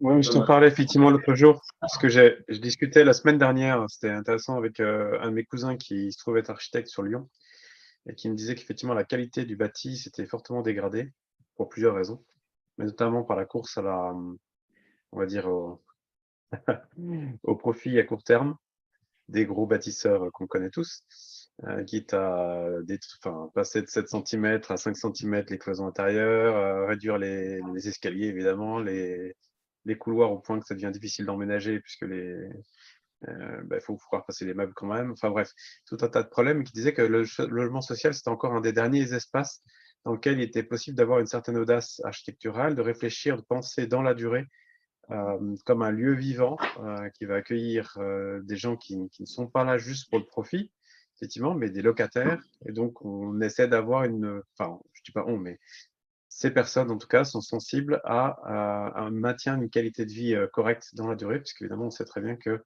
quand on fait pas ça en y pensant trop, au bout de 20 ou 30 ans, on dynamite les bars et puis on installe autre chose à la place. Mais en tout cas, il y avait cette volonté dans le logement social de tester de nouvelles approches, de s'ouvrir un peu plus et d'investir un peu plus, y compris dans le bâti, dans la qualité des matériaux, etc. Voilà, enfin, c'était juste un retour. De me retour à laquelle ça me fait penser, il se trouve que je connais quelqu'un qui c'est sur la partie de l'accueil des personnes âgées en milieu familial. Donc, c'est la société, je crois qu'elle s'appelle Monseigneur, ouais. Ils font des hameaux, apparemment. Ils commencent à bâtir aussi des hameaux, Monseigneur.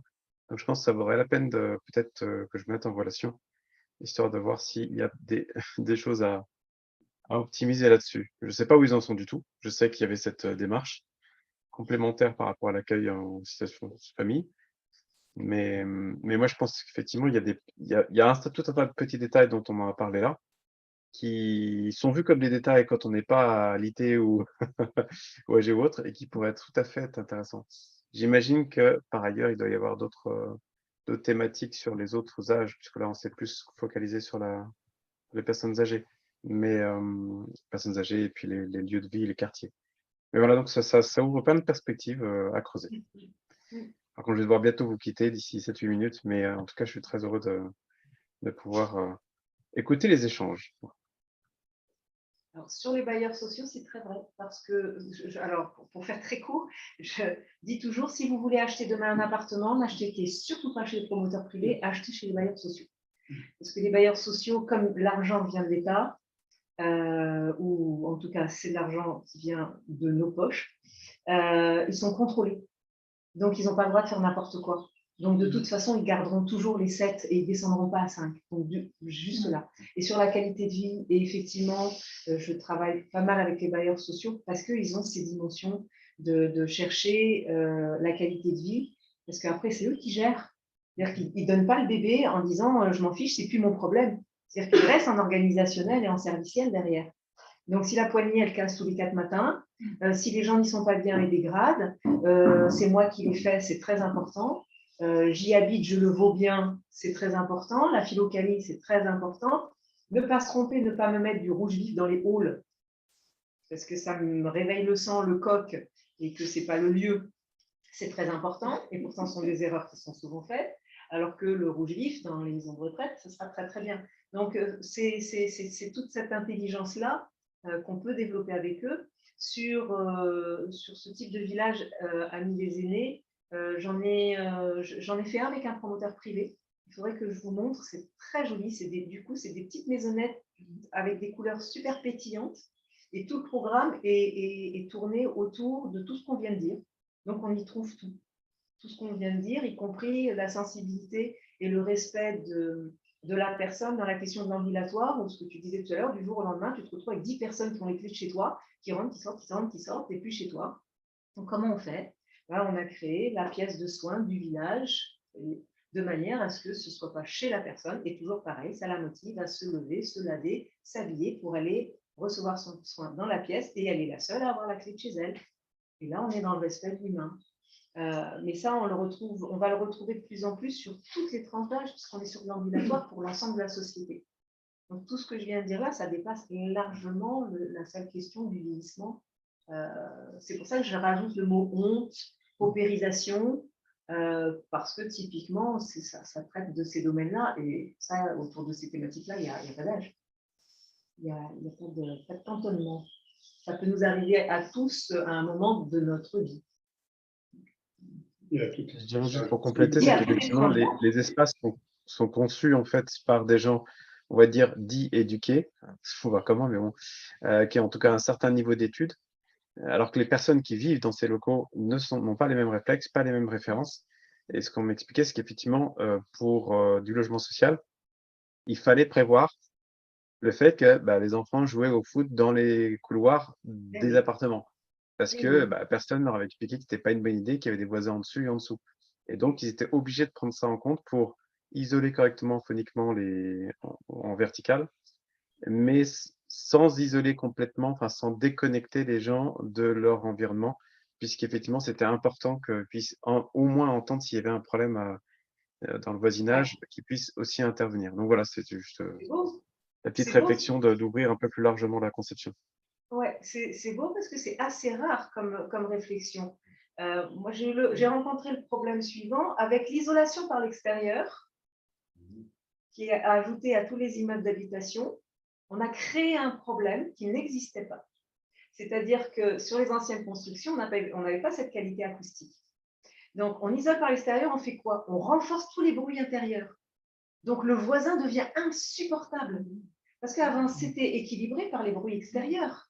Donc, vous voyez que quand on n'a pas une vision globale, tu penses régler un truc dehors, et en fait, dedans, tu crées un truc où tout le monde s'entretue, alors que tout le monde vivait bien. Et puis tu dis, mais je ne comprends pas. Mais à l'extérieur, on n'entend rien. Du coup, tu es coupé des oiseaux et tu es coupé de l'autoroute, éventuellement. Mais par contre, à l'intérieur, et ils disent, mais je ne comprends pas, avant tout le monde cohabitait bien, on n'a pas changé les habitants, et aujourd'hui tout le monde s'entretue, c'est quoi le problème?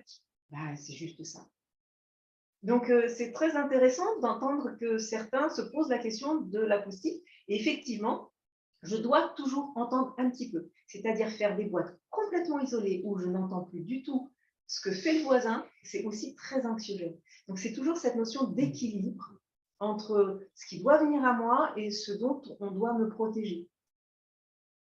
Et ni trop ni trop peu, dans la vue, dans tous les sens, dans l'audition, dans le goût. Enfin, on est toujours au centre, on doit toujours être au centre, ni dans un extrême, ni dans l'autre. C'est chouette. C'est la question du confinement. C'est effectivement ça. Moi, j'ai vécu, à titre personnel, j'ai vécu sur Compiègne, dans une belle maison qu'on avait fait rénover, etc. Enfin, qu'on a rénové. Il y avait 12 mm de verre en façade. Enfin, on avait fait des boîtes dans la boîte pour isoler, parce qu'il y avait une voie ferrée en face. Et en effet, alors c'est devenu génial parce qu'on voyait les voies ferrées, les trains qui passaient, les voitures qui passaient, aucun problème, on les entendait absolument plus. Par contre, le tic-tac d'une montre devenait infernal. Le bruit du frigo devenait infernal. Le bruit aigu d'un téléviseur sur secteur, mais qui n'est même pas allumé, devenait infernal. Donc oui, en effet, il y a des vraies questions, et la seule solution, c'était de réouvrir, en fait, se reconnecter en réouvrant les fenêtres. Alors de l'autre côté quand même verdure, on va dire. Et ça rendait l'espace vivable. Mais on est obligé de le faire même en hiver, ce qui est complètement crétin. Mais bon, bref, c'est comme ça. Non, c'est vrai que il y a un équilibre à trouver. Qui est à l'entrée de la zone, là, c'est l'inauguration hier. En fait, Ils ont emménagé il y a quelques mois seulement, le service économique de la Comcom. En fait, j'ai déjà le retour qu'ils se sentent pas bien à l'intérieur. En fait, les bâtiments passifs, c'est des thermos, et en fait, ça te coupe, et en fait, la domotique qui est dedans pour fonctionner, parce qu'en fait, comme c'est étanche, tout est piloté automatiquement, parce que l'intervention humaine déréglerait justement ces mécanismes. Mais en fait, ils ne peuvent pas intervenir sur les stores comme ils veulent, donc parfois, il y a trop de soleil, mais bon, ils peuvent plus les piloter manuellement. Enfin, c'est l'enfer, et ça devient en fait une boîte qui devient ton ennemi, quoi. Et ça fait quelques mois, ils sont installés il y a 3 ans. Eh ben, c'est la parfaite illustration de tout ce qui continue à se faire aujourd'hui et que nous devons accompagner avec ces méthodes et ces outils-là pour qu'on ne produise plus ça. Et là, on est sur du court, moyen, très long terme parce que pour détricoter ça, parce que ça, c'est dans la tête de tout le monde, c'est dans la tête de tous les confrères archives, tous les maîtres d'ouvrage, tous les économistes, tous les bureaux d'études. Et c'est ce qui est promu partout. C'est ce qui est promu partout. Moi, je donne une image très simple, je me bats pour le courant d'air. Parce que dans l'espace dont tu parles, on n'ouvre plus les fenêtres non plus. Tu fais des cabinets de kiné, des centres médicaux, où j'ai travaillé 4 ans là-dessus, tu n'ouvres pas les fenêtres. Alors, tu vois, tu as fait expectorer quelqu'un pendant une demi-heure pour le soigner, et tu ne peux pas ouvrir les fenêtres avant de recevoir le prochain patient. Et là, tu fais « Ah, tu n'as pas envie ? Tu n'as pas envie, j'ai besoin d'un courant d'air. » Et on te dit « Mais tu n'as pas besoin, regarde, c'est tout en boucle, tout est là, ça aspire, ça crache. » Mais non, le courant d'air. Et le courant d'air, il dit tout ce que tu viens de dire. Et c'est là-dessus que, par exemple, sur les produits, je me bats pour qu'à chaque fois qu'on a quelque chose de commandé, on ait la mécanique manuelle à côté. Le nombre de personnes qui se retrouvent dans le noir ou dans le jour, dans leur appartement, parce que le volet roulant ne peut plus se fermer ou ne peut plus s'ouvrir, parce qu'il n'y a pas une manuelle, il n'y a pas une mécanique à côté, c'est aberrant. Une visite qui tombe en panne. Tout à fait. Donc, Donc, il faut, nous, qu'on se batte pour maintenir toute cette intelligence humaine, manuelle, connectée à travers l'être et pas à travers la technologie. C'est comme ça qu'on a conçu le bâtiment Navoti. C'est-à-dire la seule domotique, c'est les lumières qui s'allument automatiquement quand on rentre dans une pièce. Le reste, c'est rester manuel sur les ouvertures et gérer soi-même l'intelligence du bâtiment, le courant d'air. Ce n'est pas des trucs de vitrage, c'est du double. Donc on ressent encore la chaleur qui pénètre à travers. Enfin, voilà, on est en interaction en fait, avec l'environnement. Il y a des puits de lumière, donc on a aussi de la lumière naturelle en logistique. D'ailleurs, même pendant le chantier, les artisans ils cherchaient l'interrupteur pour éteindre. En fait, il y avait plein de lumière encore en logistique. En fait, il n'y avait plus de lumière. Et voilà, on a tenté d'amener en fait ces flux, soit la connexion au sol avec un sol qui est conducteur, la lumière du ciel avec les puits de lumière, l'interaction aérienne avec des fenêtres qu'on ouvre soi-même. Parce que l'isolement, il est aussi là quand tu es plus en interaction avec ton lieu de vie. Ah, mais Il y a l'isolement et en plus, c'est happé après par ton activité. Tu n'es plus qu'un robot dans un espace. Ce discours qu'on tient là, sur les lieux de travail dans le tertiaire, mais très dur à faire passer, hein, très, très dur à faire passer. Et pourtant, c'est là qu'on aurait tout à faire pour que la personne qui travaille là se sente bien. Donc, ça touche vraiment absolument tout type de construction, de fonctionnalité. Tout ce qu'on vient de dire là, si je l'extrapole à un appartement, ça c'est un exercice qu'on pourrait faire, à un lieu de vie, tu t'aperçois que des gens qui ont vécu là où on a anticipé tout ça, je parle beaucoup des fenêtres intérieures, cette notion d'interaction, n'ont plus du tout envie d'aller vivre dans un appartement lambda où il n'y a pas de fenêtre intérieure, où il n'y a pas la possibilité du courant d'air, l'appartement traversant. Enfin, on sait ce qui fait du bien là. On sait. Après, il faut s'en donner les moyens. D'abord en prescription, ensuite en conception, et puis après, effectivement, sur un appartement traversant, c'est plus compliqué parce qu'on n'a pas toujours la parcelle pour faire un appartement traversant. Mais il y a plein d'autres solutions. C'est beau, ce chose. C'est charmant.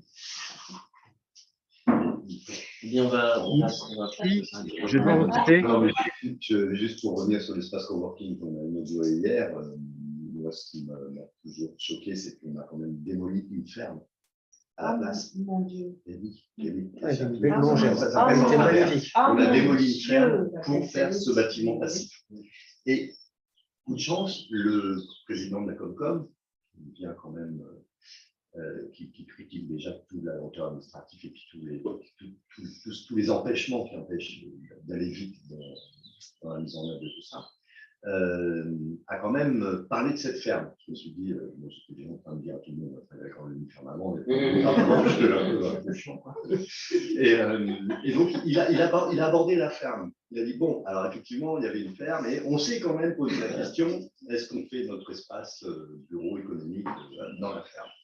Alors, après les études, il est vite paru évident qu'on ne pouvait pas faire un bâtiment passif dans ce bâtiment existant. Dans ce bâtiment. Et pourtant, alors, on ne pouvait pas. C'est pas peut-être qu'on ne pouvait pas, je crois que ça coûtait plus cher. C'est de la rénovation. Et donc, hop, balayé. Et il y a moyen de là, coûter j'ai moins envie de cher, dire, hein. mais- C'est de faire une boîte dans la boîte, hein, si ça leur tient à cœur. Hein.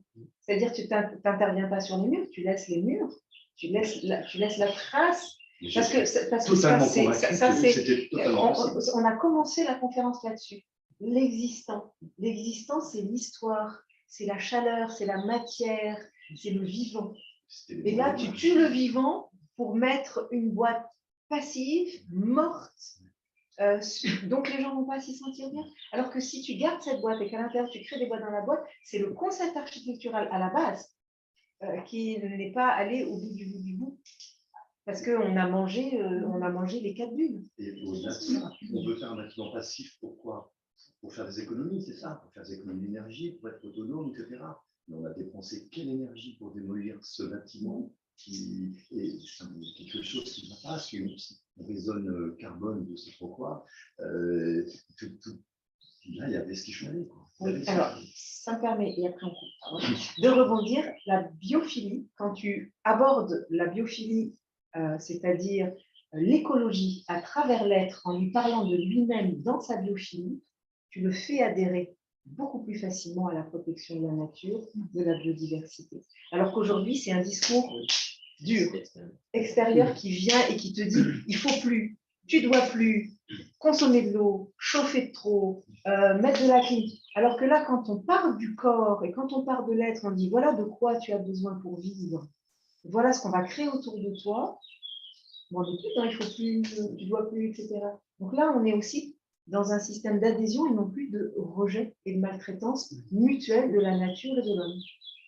J'ai vu avec la région qui avait organisé il y a quelques mois une rencontre autour de la biodiversité et avec des entrepreneurs justement du territoire. Moi, j'intervenais en tant que témoin à travers ce qu'on a mis en place. Et, je disais, mon discours, il n'est pas du tout de biodiversité, il est humano-centré, c'est-à-dire mettre l'humain au centre. Et puis de là, on a construit une maison, peut-être. Et comme tu pars de là, d'évidence, tu construis un paysage, un jardin, une cuisine. En fait, on fait la même chose, mais en partant du centre. Alors que tous les autres témoignages, c'était il faut machin, il faut parce que il faut ceci, parce que donc il faut machin, etc. Mais tout vient de l'extérieur, comme une sorte de cahier des charges qui devient une boîte à outils énorme, hyper complexe, évidemment, expert. Donc on fait intervenir des experts, des nous, des machins, des réserves d'eau, de ceci, de cela. Mais ça ne fait pas du tout sens pour la personne qui construit. Sa structure, son industrie, son bâtiment, etc. C'est un cahier des charges obligataire. Donc on se retrouve dans des obligations supplémentaires. Plutôt que de partir de soi, de se dire c'est pas une obligation, je le fais par plaisir, parce que ça va être mon plaisir quotidien en fait. Et du coup, je l'ai récupéré au cabinet il y a quelques années, où cette nouvelle pression, en fait, comme tu expliquais, du cahier des charges, qui maintenant se situe sur tous les niveaux. Donc qu'avant, il était professionnel, maintenant il est sociétal, il est intime, c'est-à-dire qu'on vient de chercher un effet jusque-là, c'est-à-dire que constamment, où que tu regardes, c'est devenu anxiogène. Tu dois faire ceci, tu ne dois pas faire cela. Dès qu'il y a quelque chose de nouveau qui arrive, c'est coercitif. Et en fait, des fois, il suffit de, comme tu dis, juste de rappeler, de remettre la personne au centre. Et d'un seul coup, elle redécouvre que tout est possible. Et que son corps, du coup, n'est pas, parce que je vais bien revenir, toujours sur le qui-vive. C'est des gens toujours sur le qui-vive. Ou qu'ils se retournent, il y a quelque chose, ou c'est absurde, parce que ça aussi n'a pas de sens. Et le système, entre autres, tu parles du système hormonal, du système neurovégétatif, etc. L'état dans lequel, et ça c'est vraiment quelque chose ces dernières années qui s'est... Et il y a une vraie demande, quand d'un coup tu remets les gens au centre, d'un seul coup, ça leur redevient possible de faire autrement. Donc en fait, à tous les échelons, tu parlais de ça, et Ça les apaise. à tous les échelons, on retrouve les dégâts de ces problématiques. Et on voit rien que sur la zone, avec les différentes entreprises, et je m'arrête là. Parce que du coup, il y a Asphalt, on respecte tous un cahier des charges de zone. Et en fait, pendant que je témoignais là, de cette rencontre sur la biodiversité, il y a quelqu'un de la salle qui a dit, mais en réalité, parce qu'en fait, en gros, je rejoins la ferme, en fait, cette notion de ferme. Je disais, moi j'ai confiance en tant qu'entrepreneur, j'arrive sur une zone d'activité, sur une ancienne ferme, c'est-à-dire qu'on vient prendre de la terre arable et en changer la finalité, la vocation. Et du coup, en ayant conscience de ça, en fait, j'ai aussi le souhait de ramener, de préserver de la biodiversité, une certaine fonctionnalité aussi nourricière, etc. Et en fait, j'avais une photo de drone de la parcelle. En fait, il disait, mais en fait, il y a beaucoup plus de biodiversité après qu'avant. Avant, ça avait beau être une ferme, c'était de la monoculture, de céréales. Ici, sur cette parcelle, et on le voit bien en drone, hein, il y a beaucoup plus de biodiversité que juste faucher du foin, ou avec la mare, le potager, les arbres fruitiers, etc. Et donc, quand on parle de l'humain, on génère ça. Quand on respecte un cahier des charges, ça fait Asphalt. En fait, il y a une haie qui n'est pas réfléchie. Il n'y a pas d'arbre, il y a juste une haie obligatoire, un peu d'herbe qui est entretenue une fois par mois par un prestataire, mais il n'y a aucun investissement des humains dans l'entreprise. Voilà, on voit comment, quand on respecte un cahier des charges, finalement, on te génère de l'extérieur une sorte de biodiversité qui sera entretenue par des professionnels et qui aura la vie qu'elle aura, hein, parce que les bassins d'eau, voilà. Et puis, quand c'est vécu de l'intérieur, en fait, c'est animé. Il y a des humains qui sont acteurs en fait, du paysage à l'intérieur, qui interagissent avec. C'est bon, qui dit ça. Sylvain qui veut dire un truc. Merci à tous, hein. Merci Nadia, merci pour ces éclairages vraiment intéressants. Merci à Frédéric et à toute l'équipe là pour l'accueil dans les locaux de Navoti. Je vous laisse continuer ces réflexions. Je pense qu'on sera amené via Frédéric, je pense, se garder en contact. Voilà. Merci encore et bonne période de discussion et d'échange. Au revoir. À bientôt. Bien, merci à tous. Je vais couper l'enregistrement, puis on va pouvoir reprendre une vie normale. Pleine de croissants, de pain au chocolat. Et merci Nadia. Merci Nadia de ton intervention ce matin. Merci.